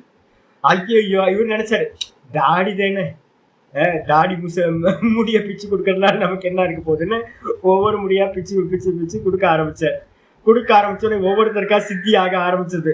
ஊரே திரண்டு வச்சு தாடி முடி போச்சு. அப்புறம் மீச முடிய பிடுங்கினாங்க, அப்புறம் தலைமுடிய பிடுங்க, அப்புறம் ரோமத்தெல்லாம் அவங்களே வந்து என்ன பண்ண ஆரம்பிச்சாங்க, சாமியோட முடி இருந்தா போதும் அப்படின்னு பிக்க ஆரம்பிச்சாங்க. அப்புறம் ஊரை விட்டே வந்து பாத்தீங்கன்னா வேற ஊருக்கு போக வேண்டியதாகி போச்சு. இதனால என்னன்னு கேட்டீங்கன்னா இந்த சித்திகள் எல்லாம் என்னன்னு கேட்டீங்கன்னா தே அந்தராயாக, இவைகள் எல்லாம் வந்து பாத்தீங்கன்னா அந்தராயங்கள் என்ன தடைகள், மோட்ச மார்க்கத்துல தடைகள்னு இருக்கணும். யாரெல்லாம் சித்திகளை அடைஞ்சாங்களோ அந்த சித்தியினாலேயே அவர்கள் நாசத்தை அடைந்தார்கள், மோட்ச மார்க்கத்திலிருந்து திரண்டு போனாங்க. அதனால வந்து பாத்தீங்கன்னா தத்வைராகியாதபி மனசுல வந்து நல்லா தெரிஞ்சுக்கணும். மூணாவது பாதம் யோக சூத்திரத்துல இவர் வந்து பாத்தீங்கன்னா பதஞ்சலி முனிவர் சொல்றாரு 51வது சூத்திரத்துல, தத்வைராகியாதபி சர்வஜத்துவம் கிடைச்சாலும் கூட, அந்த சர்வஜத்துவத்தை எல்லாத்தையும் அறியும் தன்மை கிடைச்சாலும் கூட அதிலையும் வைராகியம் அடைஞ்சால் தோஷ பீஜக்ஷயே, அந்த வாசனையும் உங்களுக்கு வந்து பாத்தீங்கன்னா இல்லாமல் போச்சுன்னா, வைராகியத்தை அடைஞ்சிங்கன்னா கைவல்ய பிராப்தியானது உண்டாகும். கைவல்யம். அப்ப யாருக்கெல்லாம் கைவல்யம் உண்டாகணும், மோட்சம் வேணும்னு நினைக்கிறோமோ அவங்க எல்லாம் என்னன்னு கேட்டீங்கன்னா இதெல்லாம் லேண்ட் மார்க்குன்னு மட்டும்தான் எடுத்துக்கொள்ள வேண்டும். உன்னை கிராஸ் பண்ணி போறோம் அப்படின்னா, இப்ப நீங்க பரிக்கிரமா வரீங்க, திருவண்ணாமலையில வந்து பாத்தீங்கன்னா கிரி பிரதட்சணை வரீங்கன்னு வச்சுங்க. அப்ப கிரி பிரதட்சணை வரும்போது வந்து பாத்தீங்கன்னா ஒவ்வொரு லிங்கமா வரும். முதல் லிங்கம் இந்திரலிங்கம், ரெண்டாவது லிங்கம் வந்து அக்னி லிங்கம், மூணாவது யமலிங்கம், இப்படி வரிசையா ஒவ்வொரு லிங்கமா வர ஆரம்பிக்கும். ஒவ்வொருத்திலயும் வைபவமா இருக்கும், பாக்குறதுக்கு நல்லா இருக்கும், ஆனந்தமா இருக்கும். நீங்க அங்கே நின்றுட்டீங்கன்னா என்ன ஆகும், 8 லிங்கத்தை பார்க்க முடியாது. கடைசியில வந்து பாத்தீங்கன்னா அருணாச்சலேஸ்வரரையும் பார்க்க முடியாது. அப்ப என்ன பண்ணணும் அப்படின்னு கேட்டீங்கன்னா, அந்த கோயில போய் நமஸ்காரம் பண்ணிட்டு சுவாமி நமஸ்காரம் சுவாமின்னு கிளம்பி அடுத்ததுக்கு போகும், அடுத்தது நமஸ்காரம் பண்ணி அடுத்தது போகும். அப்போ ஒவ்வொரு இடத்துலயும் என்ன பண்ணிருக்கோம், மைல் ஸ்டோன் போட்டிருக்கோம். இன்னும் வந்து பாத்தீங்கன்னா இன்னும் 8 லிங்கம் இருக்கு, 7 லிங்கம் இருக்கு, 6 லிங்கம் இருக்கு, 5 லிங்கம் இருக்கு, இவ்வளவு டிஸ்டன்ஸ் இருக்கு. இதெல்லாம் தெரிஞ்சுக்கிட்டு கிராஸ் பண்ணி போயிட்டே இருக்கணும். அப்பதான் நீங்க இலக்க லாஸ்ட்ல டெஸ்டினேஷனை உங்களை பிராப்தி பண்ண முடியும். அதே மாதிரி வந்து பாத்தீங்கன்னா எந்த ஒரு சாதனைகள் நீங்க பண்ணினாலும் சித்திகள் கண்டிப்பா கிடைக்கும். 4 நாள் நான் ஏற்கனவே சொல்லியிருக்கேன், இந்த யங்ஸ்டர்ஸ்க்குலாம் வந்து பாத்தீங்கன்னா பாடி பில்டப் பண்ணணும் அப்படின்னா இப்போ இதுல என்ன பண்ணுவாங்க அப்படின்னு கேட்டீங்கன்னா பியர் டெய்லி வந்து பாத்தீங்கன்னா ஒரு பியர் அடிக்க சொல்லுவாங்க. அதுக்கப்புறம் ஒரு பிளேட் வந்து பாத்தீங்கன்னா பீஃபோ இல்லை வேற ஏதாவது போர்க்கோ ஏதாவது சாப்பிட சொல்லுவாங்க. பவர் ஜிம்ல போயிட்டு வந்து பாத்தீங்கன்னா 1 hour ஒர்க் அவுட் பண்ணா போதும். 1 hour பண்ணீங்கன்னா 15 நாள்ல இந்த ஷோல்டர் வந்து பாத்தீங்கன்னா என்ன ஆகும், வெயிட் தூக்குறதுல இந்த டக்குன்னு வந்து பாத்தீங்கன்னா இந்த இடத்துல லைட்டா ஒரு பெண்டு தெரிய ஆரம்பிச்சிடும். மெதுவா ஆர்ம்ஸ் வந்து பாத்தீங்கன்னா மெதுவா டைட் ஆக ஆரம்பிச்சிடும். மெதுவா வந்து ஹிப்பெல்லாம் வந்து பாத்தீங்கன்னா மெதுவா இருக்க ஆரம்பிச்சிடும். 15 நாள்ல உங்க பாடியில சேஞ்சஸ் தெரிய ஆரம்பிச்சிடும். இந்த கையை வந்து பாத்தீங்கன்னா 2 ஷோல்டரையும் வந்து பாத்தீங்கன்னா இப்படி ஒன்னா இணைக்க முடியாது, ஒரு உருக்குள்ளார ஒரு ஆனந்தம் கிடைக்க ஆரம்பிச்சிடும். ஜிம்முக்கு போய் பழகிட்டோம் அப்படின்னா அந்த ஜிம்மு வந்து பாத்தீங்கன்னா ஒரு பெயின் இருக்கும் தெரியுங்களா உங்களுக்கு. ஜிம்முக்கு போயிட்டு வந்தீங்கன்னா ஒரு பெயின் இருக்கும் பாடி, அது என்ன சுகமா இருக்கும் தெரியுங்களா, ரொம்ப சுகமா இருக்கும். யாரும் வந்து நான்வெஜ் சாப்பிட மாட்டேன் பீர் அடிக்க மாட்டீங்க அப்படின்னா 10 நாள்ல நடக்கிற வித்தியாசம் உங்களுக்கு என்ன ஆகும், 20 நாள்ல நடக்கும். இவ்வளவுதான் டிஃபரன்ஸ். ஆனா வந்து பாத்தீங்கன்னா ஒரு ஜிம்முக்கு போனாலோ இல்ல ஒரு கிரவுண்ட்ல போய் ஒர்க் அவுட் பண்ணாலோ எந்த காரியம் பண்ணினாலும் உங்களுக்கு வந்து பாத்தீங்கன்னா ரிசல்ட் கிடைக்கும். அப்ப சாதனைகள் பண்ணும் போதும் கூட, தாரண தியான சமாதி பண்ணும் போதும் கூட உங்களுக்கு வந்து பாத்தீங்கன்னா சாதனைகளோட விளைவா சில சித்திகளானது கிடைக்கும், முன்ன பின்ன இருக்கும். அதை பத்தி தான் நம்ம தெரிஞ்சுக்கணும். அப்ப இதை தெரிஞ்சுக்கும் போதே நம்ம தெரியணும் இது எல்லாம் ஏதே அந்தராயாக மனசுல வச்சுக்கணும். இந்த சித்திகள் எல்லாம் மோட்ச மார்க்கத்துல தடை கற்கள் பேரிகேட்டர்ஸ் தான் நம்மளை முன்னாடி போக விடாம தடுக்கும். இதை தெரிஞ்சுக்கிட்டு இனிமே வரத பாரு. 15வது அத்தியாயம் இது. 11வது அத்தியாயம் 11வது ஸ்கந்தம் 15வது அத்தியாயம் ஆரம்பிக்கிறேன். இன்னைக்கு பாடத்துக்கு வந்துருங்க. ஒவ்வொன்றா வந்துடும். ஓம் நமோ பகவதே வாசுதேவாய. ஸ்ரீ பகவான் உவாச்ச. பகவான் உவாச்ச. கிருஷ்ண பரமாத்மா உத்தவருக்கு டைரக்டா சொல்றது. அப்ப பிரமாணமா? பிரமாணம் இல்லையா, பரம பிரமாணம். ஜிதேந்திரியஸ்ய யுக்தஸ்ய ஜிதஸ்வாசஸ்ய யோகினஹ மயி தாரயதஸ்சேதஹ உபதிஷ்டந்தி சித்தயஹ. ஸ்ரீ பகவான் உவாச்ச. ஜிதேந்திரியஸ்ய யுக்தஸ்ய ஜிதஸ்வாசஸ்ய யோகினஹ மயி தாரயதஸ்சேதஹ உபதிஷ்டந்தி சித்தயஹ. ஸ்ரீ பகவான் உவாச்ச. பகவான் என்ன பண்றாரு அப்படின்னா 14வது அத்தியாயத்துல, இதுக்கு முந்தின அத்தியாயம் 14வது அத்தியாயத்துல ஏகாதச ஸ்கந்தம் 14வது அத்தியாயத்துல 10 பிராணாயாமம் ஓங்காரம் சொல்லி, அதுக்கப்புறம் வந்து பாத்தீங்கன்னா ஹிருதயத்துல அந்த கிருஷ்ண பரமாத்மாவோட மூர்த்தம், விஷ்ணு பகவானோட மூர்த்தம் இருக்குல்ல, அந்த மூர்த்தத்தை வந்து அங்கம் அங்கமா எப்படி தாரணை பண்றது ஹிருதய கமலத்துல அப்படின்னு எப்படி நம்ம இவர் வந்து கபில முனிவர் அம்மாவுக்கு சொன்னாரோ, பரீட்சித்துக்கு வந்து பாத்தீங்கன்னா சுகமுனிவர் சொன்னாரோ, அதே மாதிரி கிருஷ்ண பரமாத்மா ஹிருதயத்துல வச்சு அந்த விக்கிரகத்தை வந்து பாத்தீங்கன்னா தாரணை பண்ற மெத்தடை வந்து சொல்றார். 10 பிராணாயாமம், ஓங்காரம், கூடவே வந்து பாத்தீங்கன்னா தாரணம். அந்த தாரணை பண்ணி அதிலேயே தியானம் சமாதி பண்றதெல்லாம் சொல்லி முடிக்கிறார் 14வது சாப்டர்ல. சொன்னதுக்கு பிறகுதான் இந்த 15வது அத்தியாயத்தை பகவான் வந்து ஆரம்பிக்கிறார். என்ன ஆரம்பிக்கிறார்? ஜிதேந்திரியஸ்ய. முதல்ல வந்து பாத்தீங்கன்னா எங்க ஆச்சாரியார் நான் சொன்னேன்ல, நீங்க வந்து பாத்தீங்கன்னா ஒன்னு அடையறதுக்கு வந்து பாத்தீங்கன்னா ரொம்ப தூரம் நான் லைஃப் லாங் இருக்கணும்னு கூட அவசியம் இல்லை. என்ன பண்ணணும்? எங்க ஆச்சாரியார் சொன்னார். என்ன பண்ணாரு? 108 நாள் வந்து பாத்தீங்கன்னா இந்த சிவ பூஜையை பண்ணு அப்படின்னு சொல்லும் போதே ஆகாரம் வந்து பாத்தீங்கன்னா சொல்லிட்டேன், மௌனமா இருக்கணும். 108 நாள் மௌனமா இருக்கணும். இந்த ஆகாரம் எடுத்துக்கோ. ஆகாரத்துல வந்து ஸ்பெஷல் நியமம் இருக்கு விரத காலத்துல. அந்த விரத காலத்துல இந்த மாதிரி ஸ்பெஷல் இது வெறும் தரையில படு, 3 கால ஸ்நானம் பண்ணு, மேல வந்து பாத்தீங்கன்னா ஏக வஸ்திரமா இரு, இது மாதிரி நிறைய நியமங்கள். தலையில எண்ணெய் வைக்காத, நெயில் கட் பண்ணாத, தாடி மீசை எடுக்காத, அப்படின்னு நிறைய. உப்பு போட்டுக்காம சாப்பிடு, வேற ஆடியோ வீடியோ பார்க்காத, உலகத்துல இருக்கிறவங்களை பார்க்காத, 108 நாள் புகைக்குள்ளாரையே இரு, கண்களுக்கு வந்து பாத்தீங்கன்னா வேற எந்த விஷயத்தையும் பார்க்காத. அப்ப என்னாச்சு? இந்திரிய நிக்கிறம் கீழே படுத்தீங்க அப்படின்னா சில்லுன்னு இருக்குமா தர, குகைக்கு கீழே. அதை படுத்தீங்க அப்படின்னா தரையில படுத்தீங்கன்னா உடம்பு குத்துமா? அப்ப அதை பொறுத்துக்கிறீங்க. 108 நாள் வந்து அபியாசம் ஆச்சு அப்படின்னா உங்களுக்கு இந்திரிய நிக்கிரகம் ஸ்பர்ஷேந்திரியம் கரெக்ட் ஆயிரும். உப்பு சக்கரை போடாம வந்து பாத்தீங்கன்னா அவள் சாப்பிட்றது, இது மாதிரி ஏதாவது சில ஸ்பெஷலா வச்சிருக்கோம். அதே ஆகாரத்தை நீங்க சாப்பிட்டீங்கன்னா 10 நாள்ல வந்து உப்பு இல்லாம உங்களுக்கு சாப்பிட்ற சாமர்த்தியம் வந்துடும், இனிப்பு இல்லாம சாப்பிட்ற சாமர்த்தியம் வந்துடும், காரம் இல்லாம, தாளிப்பு இல்லாம, இதெல்லாம் வந்து பாத்தீங்கன்னா உங்களுக்கு நாக்கு கண்ட்ரோல் பண்றதுல வந்துடும். ஒரு 10 நாள்லயே வந்துடும் உங்களுக்கு. அதுக்கப்புறம் மெதுவா வீடியோவை பார்க்காம எந்த மனுஷங்களையும் பார்க்காம இருந்தா மனசு 10 நாள்ல சொச்சமாயிடும். ஆடியோ கொடுக்காம இருந்தா, யார் பேசுறத கேட்காம இருந்தீங்க அப்படின்னா, ஏகாந்தமா இருந்தீங்கன்னா 10 நாள்ல வந்து பாத்தீங்கன்னா ஜெயம் வந்துடும். மனசு போக்கஸ் ஆக ஆரம்பிச்சிடும். அப்ப இதெல்லாம் வந்து பாத்தீங்கன்னா இந்த விரத காலங்கள்ல வந்து இப்ப நம்ம சபரிமலைக்கு போகும்போதே எல்லாம் இதெல்லாம் பண்றவங்க இருக்காங்க. சஷ்டி இருக்கும்போது அது மாதிரி பண்றாங்க. நவராத்திரி விரதங்கள் இருக்கும் போது பாத்தீங்கன்னா இதெல்லாம் பண்ணுவாங்க. இந்த மாதிரி விரதங்கள் இருக்கிறதுனால உங்களுக்கு என்ன கிடைக்கும் அப்படின்னு கேட்டீங்கன்னா, இந்திரியங்கள் ஜெயிக்கப்பட்டதா. அப்ப யாரு வந்து பாத்தீங்கன்னா ஜிதேந்திரியனா இருக்கானோ, ஜிதேந்திரியனா இந்திரியங்களை ஜெயிச்சவனா இருக்கானோ, யுக்தஸ்ய எப்படி ஜெயிச்சான்? எங்கெல்லாம் இப்ப பகவத்கீதையில வரப்போது வந்தாச்சு. நித்திய யுக்தஸ்ய யோகினா. எப்பவுமே வந்து பாத்தீங்கன்னா என்ன சொல்லணும்? யுக்தன் அப்படின்றதுக்கு அர்த்தமே யோகத்தோடு கூடினவன் அப்படின்னு அர்த்தம். சதத யுக்தாக அப்படின்னு வந்துச்சு பாத்தீங்கன்னா, நீங்க காலையில பாடத்துல வந்துச்சு சதத யுக்தா. அந்த சதத யுக்தம்னா, யுக்தம்னா என்ன அர்த்தம்னா கூடியதுன்னு அர்த்தம். எதோட கூடியது அப்படின்னு கேட்டீங்கன்னா, இந்திரிய நிகிரகம் கூட வந்து பாத்தீங்கன்னா ஜிதஸ்வாசஸ்ய. ஜிதஸ்வாசனா இருக்கணும். ஜிதஸ்வாசன அர்த்தம் சுவாசத்தை வென்றவன். ஜெயிச்சிட முடியுமா டக்குன்னு? அப்ப என்ன பண்ணணும், முதல்ல பூரகம், அதுக்கப்புறம் ரேச்சகம், அதுக்கப்புறம் கும்பகம், ஒவ்வொன்றத்திலையும் ஃபோக்கஸ் பண்ணி முதல் ஜெயம் என்ன நடக்குது, தீர்க்க சூக்ஷ்மம். முதல்ல நல்லா தெரிஞ்சுக்கணும், முதல் பிராணாயாமத்தோட ஜெயம் தீர்க்க சூக்ஷ்மம். அல்டிமேட்டா நம்ம அடைய வேண்டியது பிராணாயாமத்தோட அல்டிமேட் ஜிதம் எது அப்படின்னு கேட்டீங்கன்னா கேவல கும்பகம். சதுர்த்த பிராணாயாமம் கேவல கும்பகம். 4வது பிராணாயாமம் பூரகம் ரேச்சகம் கும்பகம் இல்லாம 4வதா இருக்கக்கூடியது கேவல கும்பகம்.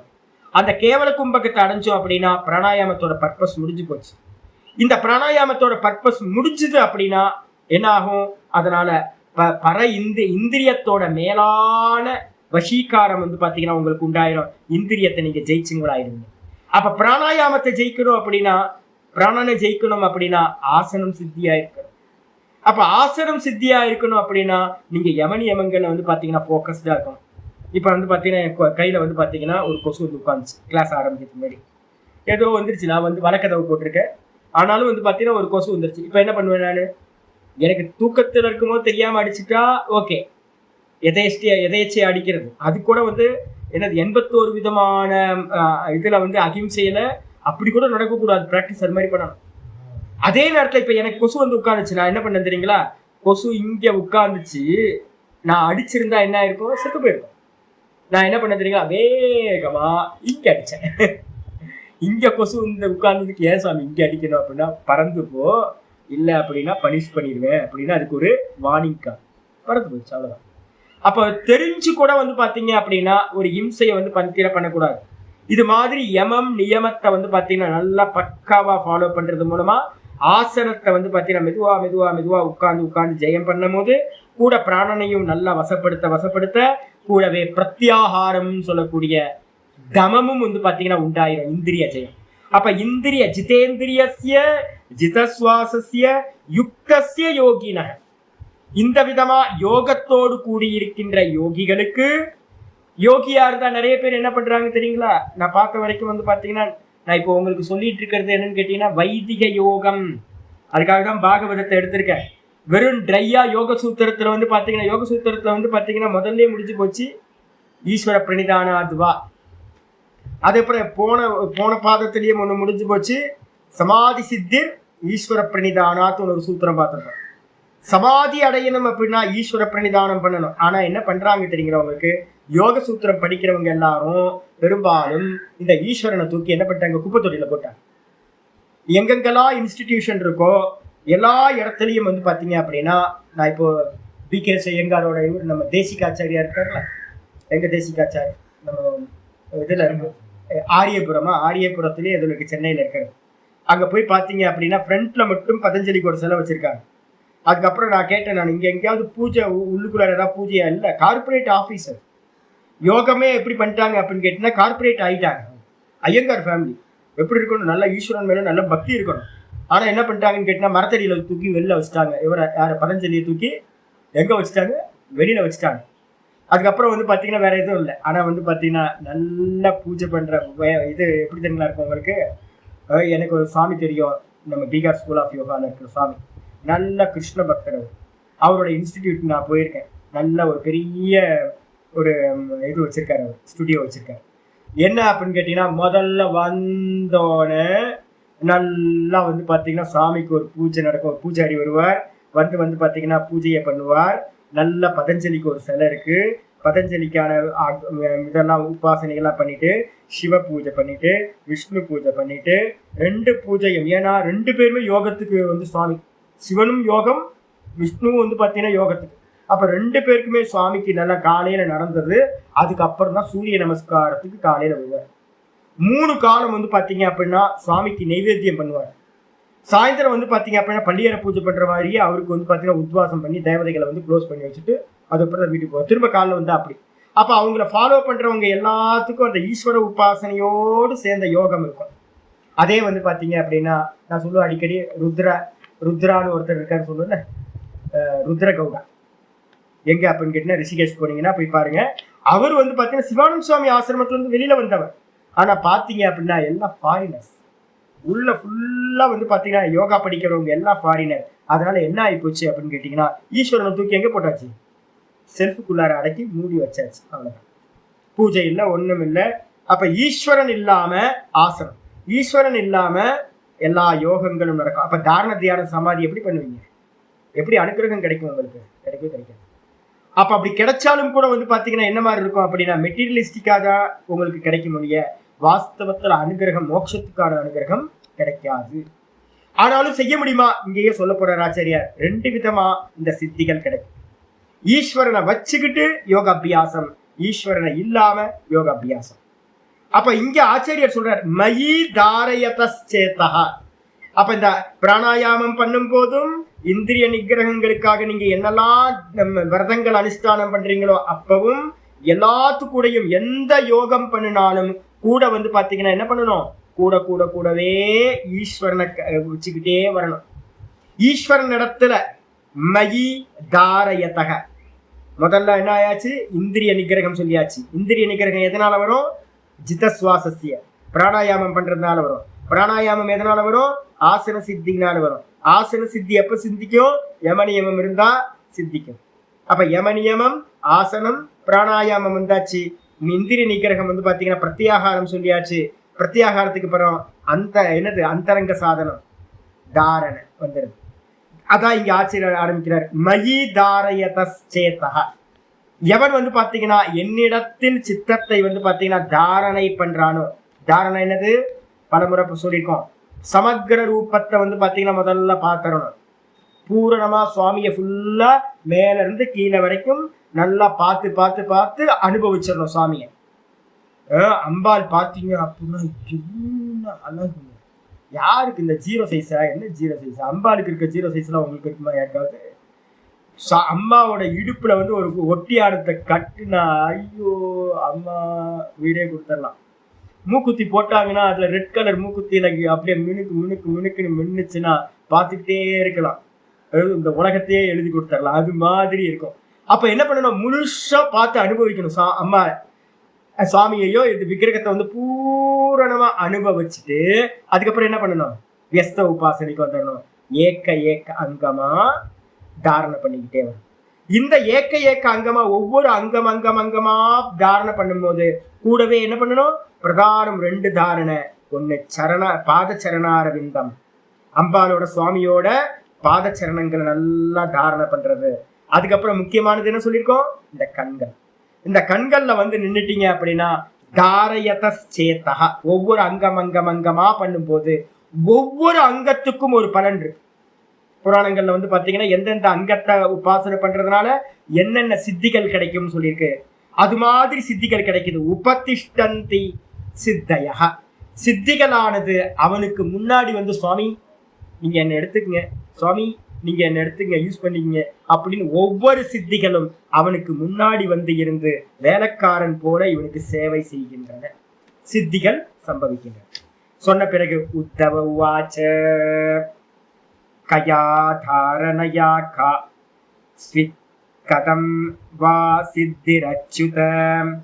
கயா தாரணயா கா ஸ்வித் கதம் வா சித்திரச்சுத. கதிவா சித்தயோ ப்ரூஹி யோகினாம் சித்திதோ பவான். உத்தவ உவாச்ச கயா தாரணயா காஸ்வித் கதம் வா சித்திரச்சுத. கதிவா சித்தயோ ப்ரூஹி யோகினாம் சித்திதோ பவான். எப்பவுமே கேள்வி கேட்கும் போது வந்து பாத்தீங்க அப்படின்னா இன்னைக்கு கேள்வி கேட்டிருக்கோம். அர்ஜுனன் கேள்வி கேட்டிருக்கான் 12வது அத்தியாயத்துல.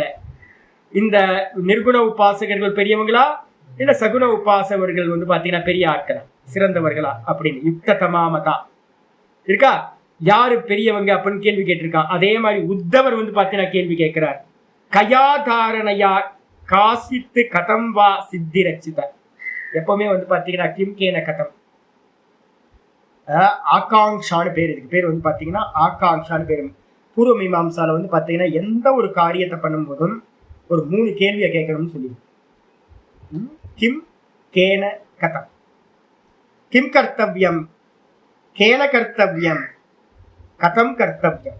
இந்த 3க்கு வந்து பாத்தீங்கன்னா ஆகாங்ஷான்னு பேர். இந்த ஆகாங்ஷான கேள்வி எப்பயுமே ஒரு மனுஷனுக்கு வந்து பாத்தீங்கன்னா இது நான் எல்லாத்தையும் சொல்றேன். சும்மா வந்து பாத்தீங்க அப்படின்னா வருவார். இப்போ ஒருத்தர் வருவாங்க, என்னோட சீசர் வருவாங்க.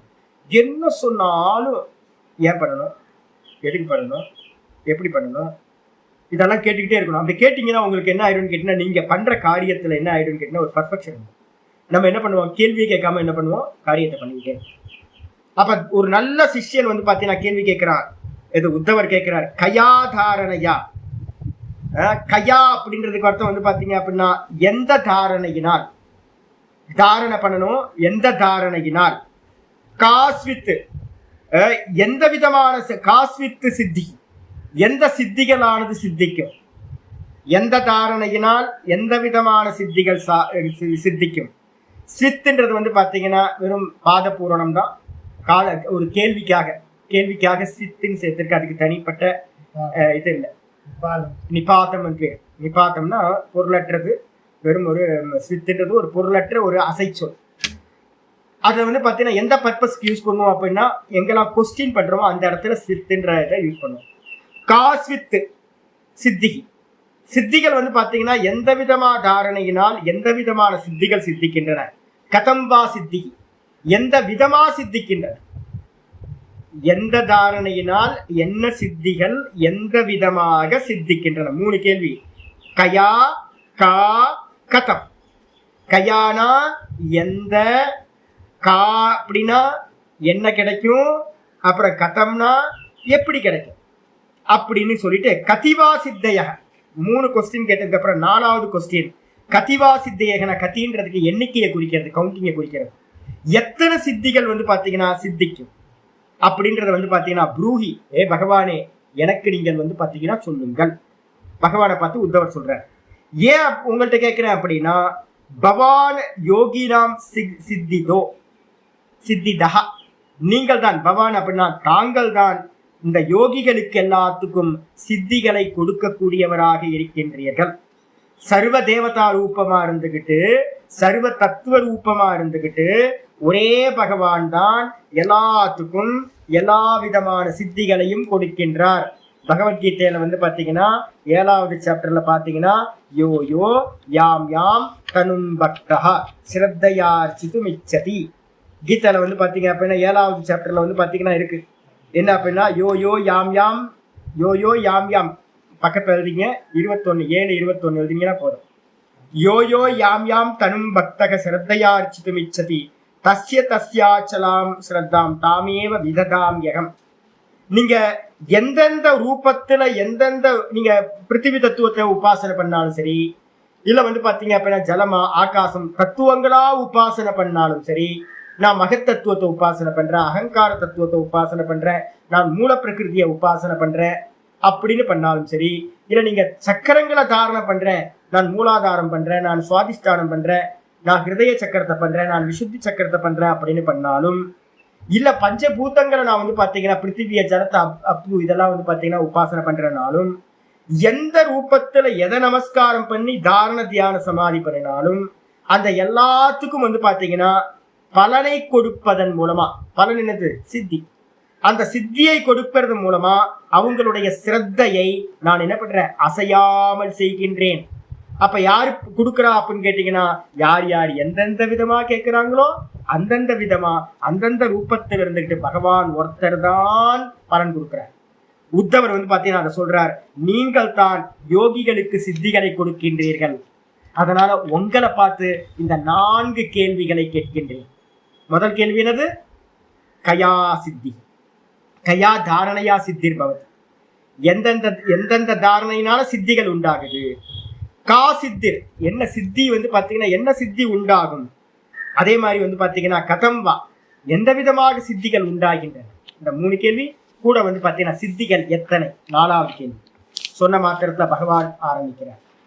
ஸ்ரீ பகவான் உவாச்ச, ஸ்ரீ பகவான் உவாச்ச, சித்தயோஷ்டாதச ப்ரோக்தா சித்தயோஷ்டாதச ப்ரோக்தா தாரணயா யோக பாரகைஹி தாரணாயோக பாரகைஹி தாசாமஷ்டௌ மத்பிரதான தசைவ குணஹேதவஹ. ஸ்ரீ பகவான் உவாச்ச, சித்தயோஷ்டாதச ப்ரோக்தா தாரணா யோக பாரகைஹி தாசாமஷ்டௌ மத் பிரதான தசைவ குணஹேதவஹ. ஸ்ரீ பகவான் உவாச்ச. பகவான் வந்து பார்த்தீங்கன்னா உத்தவருக்கு பதில் சொல்ல ஆரம்பிக்கிறார். சித்தையோ கடைசி கொஸ்டின்ல இருந்து ஆரம்பிக்கிறார். லாஸ்ட் கேள்வி என்ன கேட்டிருந்தோம்? சித்திகள் எத்தனைன்னு கேள்வி கேட்டிருந்தோம். அந்த எத்தனைன்றதுக்கு பதில் சொல்றார். சித்திகள் மொத்தம் வந்து பார்த்தீங்கன்னா 18 விதமானவைகள் என்று சொல்லப்படுகின்றன. இப்போ நீங்க என்ன பண்ணணும்னு கேட்டீங்கன்னா உங்களுக்கு மெமரியில வந்துடணும். இந்த அத்தியாயத்துல என்ன கிடைக்குது, என்ன சொல்லப்பட்டிருக்குன்னு உங்களுக்கு தெரியணும். இதை பிரிண்ட் அவுட் பண்ணி என்ன பண்ணணும், தனியா பேக்கிங்ல வச்சுக்கணும். எங்கெல்லாம் சித்திகளை பத்தி பேசுற ரெஃபரன்ஸ் வந்து பாத்தீங்கன்னா இதை எடுத்துட்டீங்கன்னா உங்களுக்கு ரெஃபரன்ஸ் கிடைச்சிடும். அப்ப சித்திகள் எத்தனை அப்படின்னு கேள்வி கேட்டா பகவானே சொல்றார் அஷ்டாதச.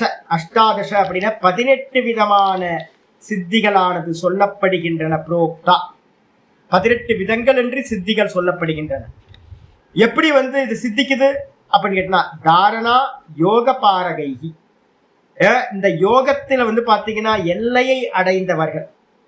தாரணா யோக பாரகைகி யாரு வந்து பாத்தீங்கன்னா தாரணா யோகம்னு சொல்றோம். யோகத்துல என்னது? தாரண யோகம், தியான யோகம், சமாதி யோகம். தாரண யோகம், தியான யோகம், சமாதி யோகம். அது கீழே எடுத்துக்கிட்டீங்கன்னா பிராணாயாம யோகம், அதுக்கப்புறம் ஆசன யோகம். இப்ப ஒவ்வொன்றுத்துக்கும் யோகம் யோகம் யோகம் ஏன்னா எல்லாமே அஷ்டாங்க யோகம் தானே, எல்லாத்துக்கும் யோக சப்தம் வரும். அப்ப தாரண யோகத்துல வந்து பாத்தீங்கன்னா யாரு பாரகைகி அப்படின்னா எல்லையை அடைந்தவர்களோ, தாரணையில நல்லா வந்து பாத்தீங்கன்னா சாமர்த்தியத்தை அடைஞ்சு சித்திகளை எல்லாத்தையும் அடைஞ்சவங்களா இருக்கிற ரிஷிமார்கள், அவங்களால் சொல்லப்படுகிறது சித்திகள் 18 என்று. தாசாம் இந்த 18ல வந்து பாத்தீங்கன்னா அஷ்டவ் மத் பிரதானா. இந்த 18ல வந்து பாத்தீங்கன்னா முதல் 8 சித்திகள் வந்து பாத்தீங்கன்னா அனிமாதி சித்திகள்னு பேரு. நம்ம சொல்லும் போதே அனிமாதி சித்தி அனிமாதி சித்தின்னு சொல்லுவோம். அனிமாதி ஐஸ்வர்யங்கள்னு பேரு. அப்ப வந்து பாத்தீங்கன்னா 8 விதமான சித்திகள். தாசா மத்திய அஷ்டவ் மத் பிரதானா. 8 வந்து பாத்தீங்கன்னா என்னை பிரதானமாக கொண்டவை. என்னை பிரதானமாக கொண்டவைன்னு என்ன அர்த்தம் அப்படின்னு கேட்டா சுவாமியோட அந்த லீலைகளையோ இல்ல சுவாமிகளுடைய ரூபத்தையோ பக்தி பண்ணி உங்களுக்கு கிடைக்கிறது. அதே நேரத்துல வந்து பாத்தீங்கன்னா தசைவ குணஹேத்தவஹா 10 விதமான சித்திகள் வந்து பாத்தீங்கன்னா இருக்கு. அவைகள் எல்லாமே சத்துவ குணத்தோட உத்கிருஷ்டத்தினால கிடைக்கும். பகவானை தூக்கி ஓரமா வச்சிருங்க. பகவானை தூக்கி ஓரமா வச்சுட்டு வெறும் சத்துவ குணம் அதிகமாகவே வெறும் பகவான் இல்லாம நீங்க வந்து பாத்தீங்கன்னா மெழுகுவர்த்தியை வச்சுக்கிட்டு தாரணை பண்றது. நான் ஏற்கனவே உங்களுக்கு சொல்லியிருக்கேன்ல, திராட்டக் பண்ணும்போது என்ன பண்ணணும்னு சொல்லியிருக்கேன். ஒரு வந்து பாத்தீங்க அப்படின்னா மெழுகுவர்த்தியை வச்சு பண்ணணும். எனக்கு முதல்ல கிடைச்சவரு அப்படிதான், நாஸ்திகவாதி மாதிரி இருக்க ஒரு யோகி, பக்தி இல்லாத யோகி. அவர் என்ன பண்ணிட்டார், எனக்கு வந்து கிருஷ்ணரை வச்சு பண்ணணும்னு சொல்லி கொடுக்கல. அதுக்கப்புறம் வந்து அவர் என்ன பண்ணாருன்னா, நீ என்ன பண்ற அப்படின்னு கேட்டார். என்ன பண்றேன்னா, நான் மெழுகுவர்த்தி வச்சு வந்து பாத்தீங்கன்னா தாரணம் பண்ணிட்டு இருக்கேன். மெழுகுவர்த்தி வச்சு பண்ணிட்டு இருக்கியா, தீபம் வச்சு பண்றது இல்லையான்னு கேட்டார். அப்பவே வந்து பாத்தீங்கன்னா ஐயோ மெழுகுவர்த்தியா, கேண்டில் வச்சா வந்து பாத்தீங்கன்னா எவனா பண்ணுவான், தீபம் வச்சு தானே பண்ணுவான். தீபத்தை போட்டு நல்ல நல்லெண்ணெயை போட்டு இல்ல நெய்யை போட்டு வச்சு பண்றதுக்கும்.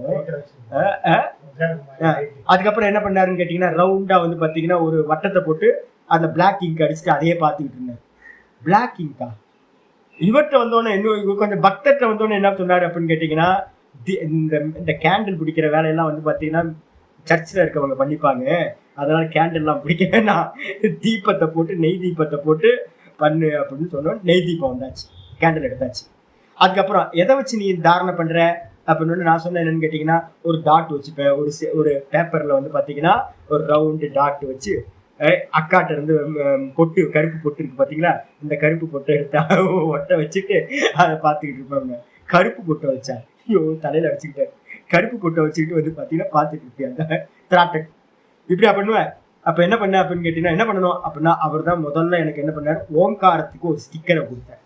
இந்த ஓங்காரம் இருக்குல்ல, இந்த ஓங்காரத்தோட ஸ்டிக்கரை வந்து கொடுத்துட்டு என்ன பண்ணணும் அப்படின்னு கேட்டீங்கன்னா, அந்த ஓங்காரத்தையே அப்படியே எழுதுற மாதிரியே நம்ம கையில எழுதுவோம்ல, ஊ மாறி போட்டு, இந்த ஓங்காரத்தை ஊ மாறி போட்டு பண்றோம்ல. அப்ப இந்த மந்திர புஷ்பத்துல இருக்கு பாருங்க, இந்த ஓங்காரம் இருக்குல்ல, இதுல வந்து பாத்தீங்கன்னா மேல இருந்து அப்படியே எழுதுற மாதிரியே மேல இருந்து கண்ணு பார்வை அதுலயே வந்து முடியட்டும். திரும்ப அதே மாதிரி பாரு, இதையே திரும்ப பாரு அப்படின்னு. அப்ப என்ன ஆயிப்போச்சு, ஒரு கருப்பு பொட்டு போயிடுச்சு. அப்ப என்ன தெரியுது அப்படின்னா, ஈஸ்வரன் இல்லாமையும் உங்களால வந்து பாத்தீங்கன்னா தாரணை திராட்டக்கு எல்லாம் பண்ண முடியும், ஜடமா போயிடும். அப்ப ஒருத்தர் மாத்துறாரு வந்து பாத்தீங்க அப்படின்னா இது மாதிரி பக்தி ஈஸ்வரனோட இதை வச்சுக்கோ அப்படின்னு. அப்ப ஓங்காரத்தை வச்சு பண்ற மாதிரியே வந்து பாத்தீங்கன்னா யாரு வந்து பாத்தீங்கன்னா ஓங்காரம் இல்லாம ஜடமா தாரண தியான சமாதியை பண்றாங்களோ அவங்களுக்கு என்ன நடக்கும் சுவாமி அப்படின்னா குணம் இம்ப்ரூவ் ஆகும். சத்துவ குணம் நீங்க கான்சென்ட்ரேஷன் பண்ண பண்ண என்ன ஆகும், சத்துவ குணம் அதிகமாயிட்டே போகும். அந்த குணத்திலிருந்து உங்களுக்கு என்னென்ன கிடைக்கும்னா 10 விதமான சித்திகள் கிடைக்கும்.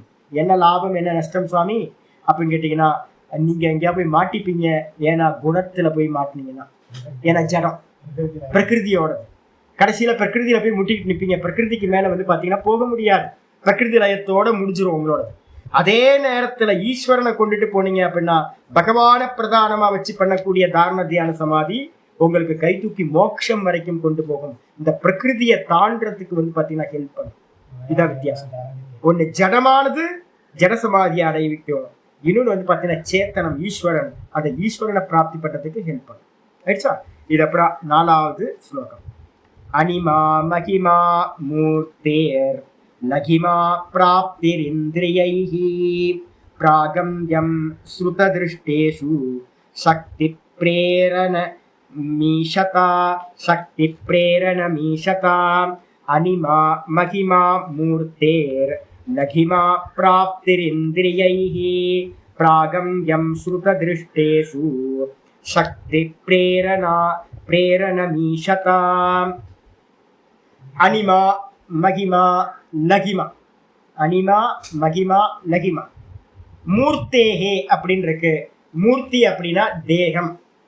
இந்த தேகத்துல சம்பவிக்கிற 3 சித்திகள் அனிமா மகிமா லகிமா இதெல்லாம் புராணங்கள்ல இருக்கு. நீங்க வந்து பாத்தீங்கன்னா ஆஞ்சநேயரோட புராணத்தை பத்தி கதையை எடுத்தீங்கன்னா ஆஞ்சநேயர் வந்து பாத்தீங்கன்னா 8 சித்திகளும் தரக்கூடிய சாமர்த்தியம் உடையவர். 8 சித்திகளையும் வாய்த்தவரா இருந்தார். அவர் என்ன பண்ணார், அனிமா அனிமா அப்படின்னா தன்னோட தேகத்தை வந்து பாத்தீங்கன்னா அணு அளவு வந்து பாத்தீங்கன்னா சுருக்கி கொள்ளக்கூடியவர். லங்கையை வந்து பாத்தீங்கன்னா லங்கா தகனம் பண்ற ஸ்டோரியை வந்து படிக்கணும், நம்ம ஆனந்தமா இருக்கும். அற்புதமான இது வந்து பாத்தீங்கன்னா லங்கா தகனம். அனுமார் என்ன பண்ணார், எப்படி இந்த கடல் தாண்டி போனார், அங்க போய் இவனோட ராவண சபையில வந்து பாத்தீங்கன்னா என்னெல்லாம் சேட்டையெல்லாம் பண்ணார், இது எல்லாம் அனிமாதி சித்திகள் ஃபுல்லா வந்துடும். பகவான்கிட்ட என்ன இருந்துச்சு அப்படின்னா அனுமான்ட்டு இருந்தது இது அனிமா. அனிமான்றதுக்கு அர்த்தம் இந்த தேகத்தை அணு அளவுக்கு வந்து பாத்தீங்கன்னா சுருக்கி கொள்ளக்கூடிய சாமர்த்தியம். அணு அளவுக்கு போயிடுவாங்க, கண்ணுக்கே தெரியாம போயிடுவாங்க, கண்ணுல இருந்து பார்வையில இருந்து மறைஞ்சு போயிடுவாங்க. அது அப்புறம் மகிமா. மகிமா வந்து பாத்தீங்கன்னா வானத்துக்கும் பூமிக்கும் ஒரு பெரிய ரூபத்தை வந்து பாத்தீங்கன்னா எடுக்கிறது. சமுத்திரத்தை தாண்டும் போது வந்து பாத்தீங்கன்னா இவர் பண்றார், வானத்துக்கும் பூமிக்கும் பெரிய ரூபத்தை எடுத்துக்கிறார். அதுக்கப்புறம் வந்து பாத்தீங்கன்னா சீட்டு கிடைக்கல. அரசபையில வந்து பாத்தீங்கன்னா ராவணோட ராஜ்யத்துல அரசபைக்கு போகும்போது சீட்டு கிடைக்கல. அவர் என்ன பண்றாரு, நல்லா வந்து வாழை பெருசாக்கி வாளுக்கு மேல வந்து பாத்தீங்கன்னா பெரிய ரூபமா ஈக்குவலா ராஜாக்கு ஈக்குவலா ராவணனுக்கு ஈக்குவலா உட்கார்றாரு. இதெல்லாம் சித்திகள். அப்ப வந்து பாத்தீங்கன்னா மூர்த்தியை வந்து பாத்தீங்கன்னா பெருசா ஆக்குறது. அனிமா மகிமான்றதுக்கு அர்த்தம் பெருசா ஆக்கிக்கிறது. அப்புறம் லகிமா. லகிமான்றது வந்து பாத்தீங்க அப்படின்னா என்ன சித்தி அப்படின்னா லகுனா ரொம்ப வெயிட்லெஸ் ஆயிடுறது. பஞ்சு மாதிரி வெயிட்டுக்கு வந்து பாத்தீங்கன்னா ஆயிட முடியும்.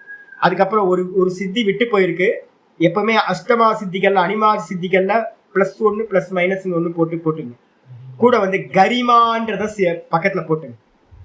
நம்ம விட்டு போனதை என்ன பண்ணணும், வேற எங்கேயாவது சாஸ்திரத்துல இருந்து சமன்வயம் பண்ணி போட்டுக்கணும் சொல்லிக்கல. அப்ப வந்து பாத்தீங்கன்னா லகிமான்றது வந்து பாத்தீங்கன்னா உடம்பு வந்து ரொம்ப லைட் வெயிட் ஆகிறது. அதுக்கப்புறம் கரிமான்றது வந்து பாத்தீங்கன்னா இந்த சரீரம் ரொம்ப ஹெவினஸ் ஆகிறது, யாராலையும் அசைக்க முடியாது. இவர் பீமன் வந்து பாத்தீங்கன்னா இந்த இதுல வனவாச சமயத்துல பீமன் வந்து என்ன பண்றான், ரொம்ப பராக்கிரமசாலின்னு அவனுக்கு ஒரு நினைப்பு இருந்துச்சு. போயிட்டு இருக்கும்போது அவன் எங்கேயோ போயிட்டு இருக்கும்போது வந்து பாத்தீங்கன்னா நடுவுல வந்து ஒரு பெரிய மரம் மாதிரி ஒண்ணு கிடக்குது. என்னன்னு பார்த்தா புஷ்பம் பறிக்க. ஆமா, புஷ்பம் பறிக்க போகும்போது வந்து பாத்தீங்கன்னா நடுவுல கிடக்குது ஒண்ணு. கிடந்தா வந்து பாத்தீங்க அப்படின்னா அது குச்சி மாதிரி இருக்க ஏதோ மரத்தோட வேறுபட இருக்குன்னு எடுத்து தூக்கி போடலாம் அப்படின்னு ட்ரை பண்றான். ஒண்ணு நகர்த்தவே முடியல. ஐயோ என்னடா இது அப்படின்னு ஃபுல் இவனுக்கு எவ்வளவு சாமர்த்தியம், வாய்ப்பு திறனாச்சே. அப்ப வந்து பாத்தீங்கன்னா என்னென்னவோ ட்ரை பண்ணி பார்க்கலாம், பார்த்தா நகரவே இல்லை. அதுக்கப்புறம் வந்து பாத்தீங்கன்னா என்னென்ன இது அப்படின்னு பார்த்தா இவர் வந்து பாத்தீங்கன்னா ஆஞ்சநேயர் வந்து பாத்தீங்கன்னா அங்க படுத்து கிடக்கிற வயசாய் ரொம்ப வயசான காலத்துல பண்ணோன்னே கொஞ்சம் ஒதுங்க நான் போகணும் அப்படின்னு. நீ ஏன் அந்த என்னோட வாள் நான் வயசாகி போயிடுச்சு எனக்கு, அந்த வாளை தூக்கி நீயே ஓரமாக போட்டு நீ போப்பா அப்படின்ற. இந்த குரங்கு என்ன எப்படி சொல்லுது அப்படின்ட்டு தூக்கி தூக்கி பார்க்குறோம். அந்த குரங்கு வந்து பார்த்தீங்கன்னா வாழை தூக்கவே முடியல. அப்போ என்ன ஆகிப்போச்சு, கரிமா சித்தியை வந்து பார்த்தீங்கன்னா ஆஞ்சநேயர் பயன்படுத்தியிருக்கார், தூக்கவே முடியல. அதுக்கப்புறம் சரண்டர் ஆனதுக்கு பிறகுதான் இவர் வந்து பார்த்தீங்கன்னா லைட் ஆகிறார், இவர் தூக்கி ஓரமாக வச்சுட்டு போகிறார். அப்போ ஹனுமாரோட ஃபுல் இதையும் பார்த்தீங்க அப்படின்னா அதே மாதிரி இருக்கும். சில இதெல்லாம் கதைகள்லாம் சொல்லுவாங்க, என்னென்னா எது மாதிரி ஆகி கொஞ்சம் சின்னோண்டு பூச்சி மாதிரி ஆகி ஈ மாதிரி ஆகி மூக்குக்குள்ளார புகுந்துற அசுரர்களோட மூக்குக்குள்ளார போயிடுறது, உள்ள போயிட்டு பெருசானா என்ன ஆகும், உடஞ்சி போயிடுறது.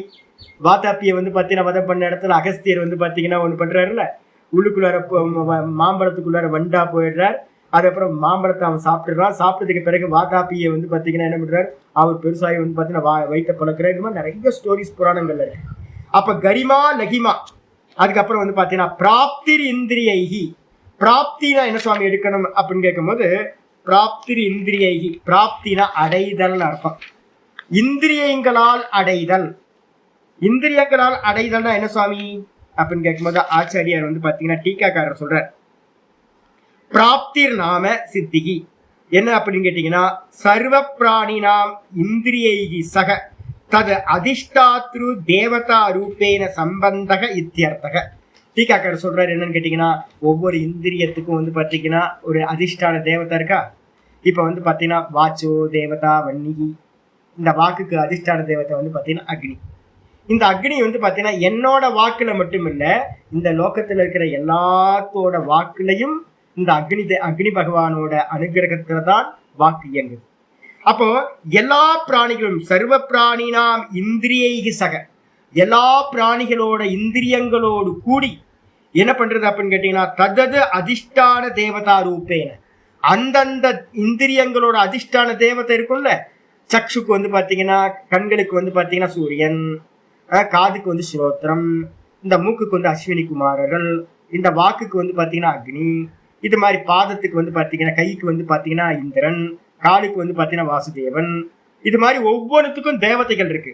இந்திரியங்களோடு சேர்ந்து கூட அந்த தேவதைகளோடு தேவதா ரூபத்துல எல்லாத்தோடையும் கனெக்ட் பண்றதுக்கு பேரு பிராப்தின்னு சொல்லக்கூடிய தன்மை.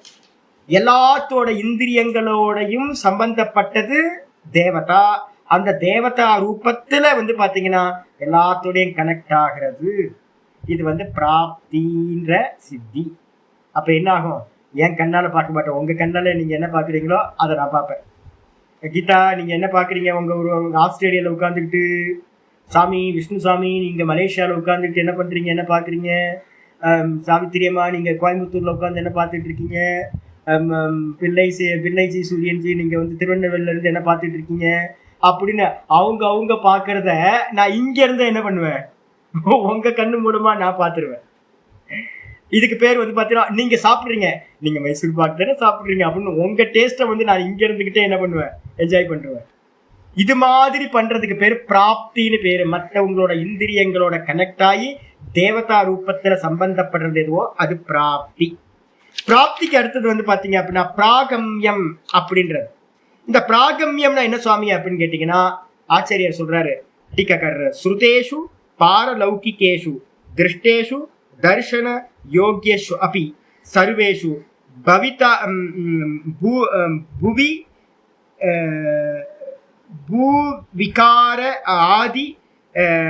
ஆதி பிஹிதேஷு அபி பிரகாஷ்யம் போக தர்ஷன சாமர்த்தியம் சித்திகி. ஆச்சாரியர் ரொம்ப நல்லா சொல்ற. பிராகம்யம்னா என்ன அர்த்தம் சுவாமி அப்படின்னா, ஸ்ருதேஷு பாரலௌகிகேஷு, நம்ம காதால கேட்டிருப்போம், சொர்க்கத்துல வந்து பார்த்தீங்கன்னா அப்சரஸ் இருக்காங்க, இந்திரன் வந்து இருக்காங்க, நிறைய ஐராவதம் இருக்கு, சிந்தாமணி இருக்கு, அது மாதிரிலாம் நிறைய கல்பத்தரு இருக்கு, இது மாதிரிலாம் கேள்விப்படுறோம்ல, இதெல்லாம் பாரலௌகிகம்னு பேர்.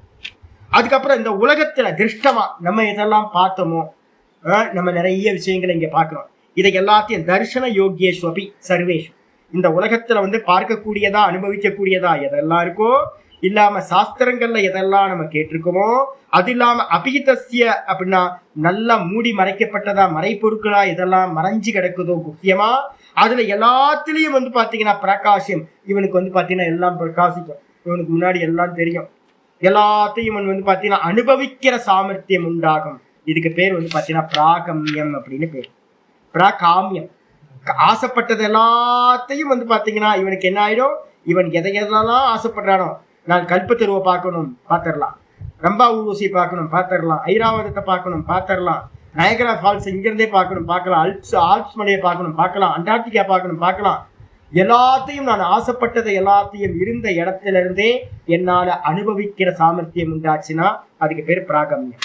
ஸ்ருத திருஷ்டேஷு, ஸ்ருத திருஷ்டேஷுனா கேட்டது சாஸ்திரத்துங்கள்ல இருந்து, பார்த்தது திருஷ்டேஷுனா நம்ம பார்த்தது, வீடியோல பார்த்தது, ஆடியோல கேட்டது இதெல்லாம். அப்புறம் சக்தி பிரேரணா ஈஷதா, சக்தி பிரேரணாம் பிரேரணம், சக்தி பிரேரணம் ஈஷதா. ஈஷதா வந்துருச்சுன்னா என்ன ஆகும் தெரியுங்களா? ஈஷிதா, ஈஷிதான்றதுக்கு அர்த்தம் ஈஸ்வர தன்மை, எல்லாத்தையும் சாசனம் பண்ணக்கூடிய தன்மைக்கு பேரு ஈஷிதான்னு பேர். நான் இதெல்லாம் ஒவ்வொரு என்னென்ன லோக்கங்கள்ல என்னென்னு கிடைக்குன்னு சொல்றேன் உங்களுக்கு. ஈஷிதான்றது வந்து பாத்தீங்கன்னா உத்தமமானது. நான் சொல்லுவேன், இந்த தண்ணி வந்து பாத்தீங்கன்னா ரொம்ப சில்லுன்னு, காலையில போய் குளிக்க போனேன் இன்னைக்கு, குளிக்க போய் வந்து பாத்தீங்கன்னா முதல் இந்த இடத்துக்கு ஊத்துரும் சில்லுன்னு இருக்கு. எனக்கு கோவம் வந்துருச்சு, என்ன பண்றது, இந்த தண்ணியே இவ்வளவு சில்லுன்னு தண்ணி, இனிமே நீ என்ன பாத்தீங்கன்னா எப்படி இருக்கணும், வாமாதான் இருக்கணும். நான் பாட்டுக்கு மேல ஊத்துற சில்லுன்னு இருக்க, இனிமே வந்து பாத்தீங்கன்னா இப்படி சில்லுன்னு இருக்கக்கூடாது அப்படின்னு பஞ்சபூத்தங்களையே நான் என்ன பண்ணுவேன் அப்படின்னு கேட்டீங்கன்னா, இனிமே சில்லுன்னு இருக்காத. கங்கோத்திரில இருக்கிறவங்களுக்குலாம் கூட, கேதார்நாத்ல இருக்கிறவங்களுக்கு கூட அந்த வார்ம் வாட்டர் ஆயிடுச்சுன்னு எப்படி இருக்கும் யோசிச்சு பாருங்க. சில்லுன்னே இருக்காது, கிளேசியரே இருக்காது, ஆனந்தமா இருக்கும், சில்லுன்னு இருக்காம இருக்கும். அப்புறம் அக்னியை பாக்குறேன், அக்னியை பார்த்தோன்னு வந்து பாத்தீங்கன்னா சுற்றுச்சு, என்ன சுட்டோன்னு எனக்கு சரியான கோவம் வந்துச்சு. அக்னியை இன்னும் இப்படி தகிக்கிறது, இனிமே நீ வந்து பாத்தீங்கன்னா என்ன ஆயிடணும், நியூட்ரல் ஆயிடும், தொட்டாலும் சுடக்கூடாது அப்படின்னு பண்ணிடுவேன்.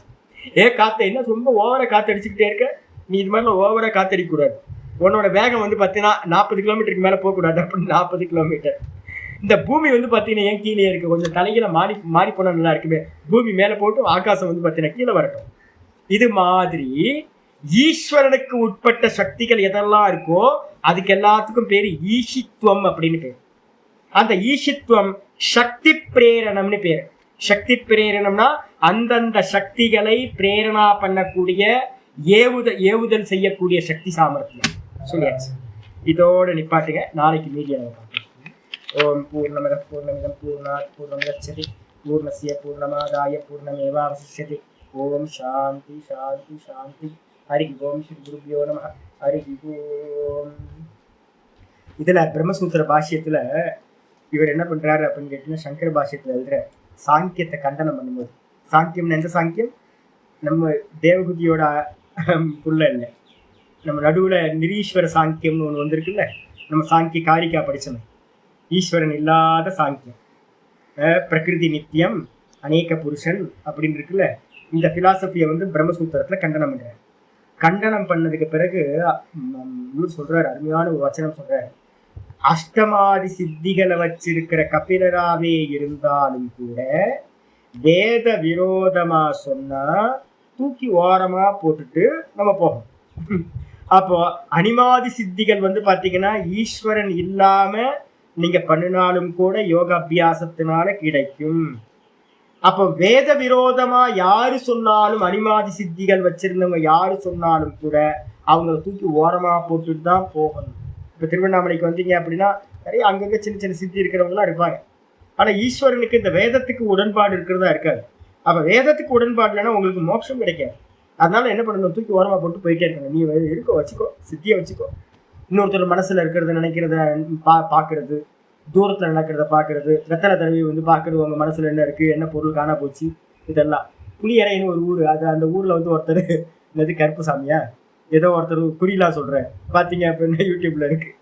அவராக இருக்கட்டும் யாராக இருக்கட்டும், உலகத்தில் ஏகப்பட்ட பேர் வந்து பார்த்தீங்கன்னா சின்ன சின்ன சின்ன சின்ன சித்திகள், நிறைய யக்ஷினியை வசப்படுத்திக்கிட்டு ஏகப்பட்ட சித்தி. வந்தீங்கன்னா நான் கூட ஒரு 15 நாளில் உங்களுக்கு ஏதாவது சித்தி வேணா பண்ணி கொடுப்பேன்.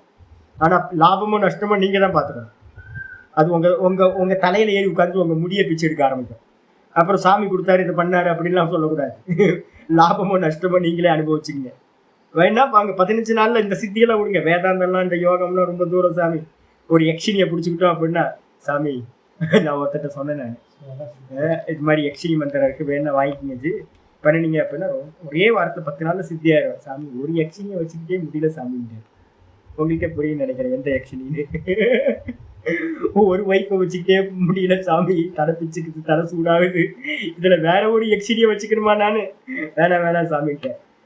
அதனால சித்திகள் சீக்கிரமா கிடைச்சிருந்தா நிறைய உபாயங்கள்லாம் இருக்கு. அதனால எல்லாம் வந்து பார்த்தீங்கன்னா வேத விரோதமா இருக்கிறது, ஈஸ்வரனை அடைய முடியாது, மோட்சத்தை அடைய முடியாது.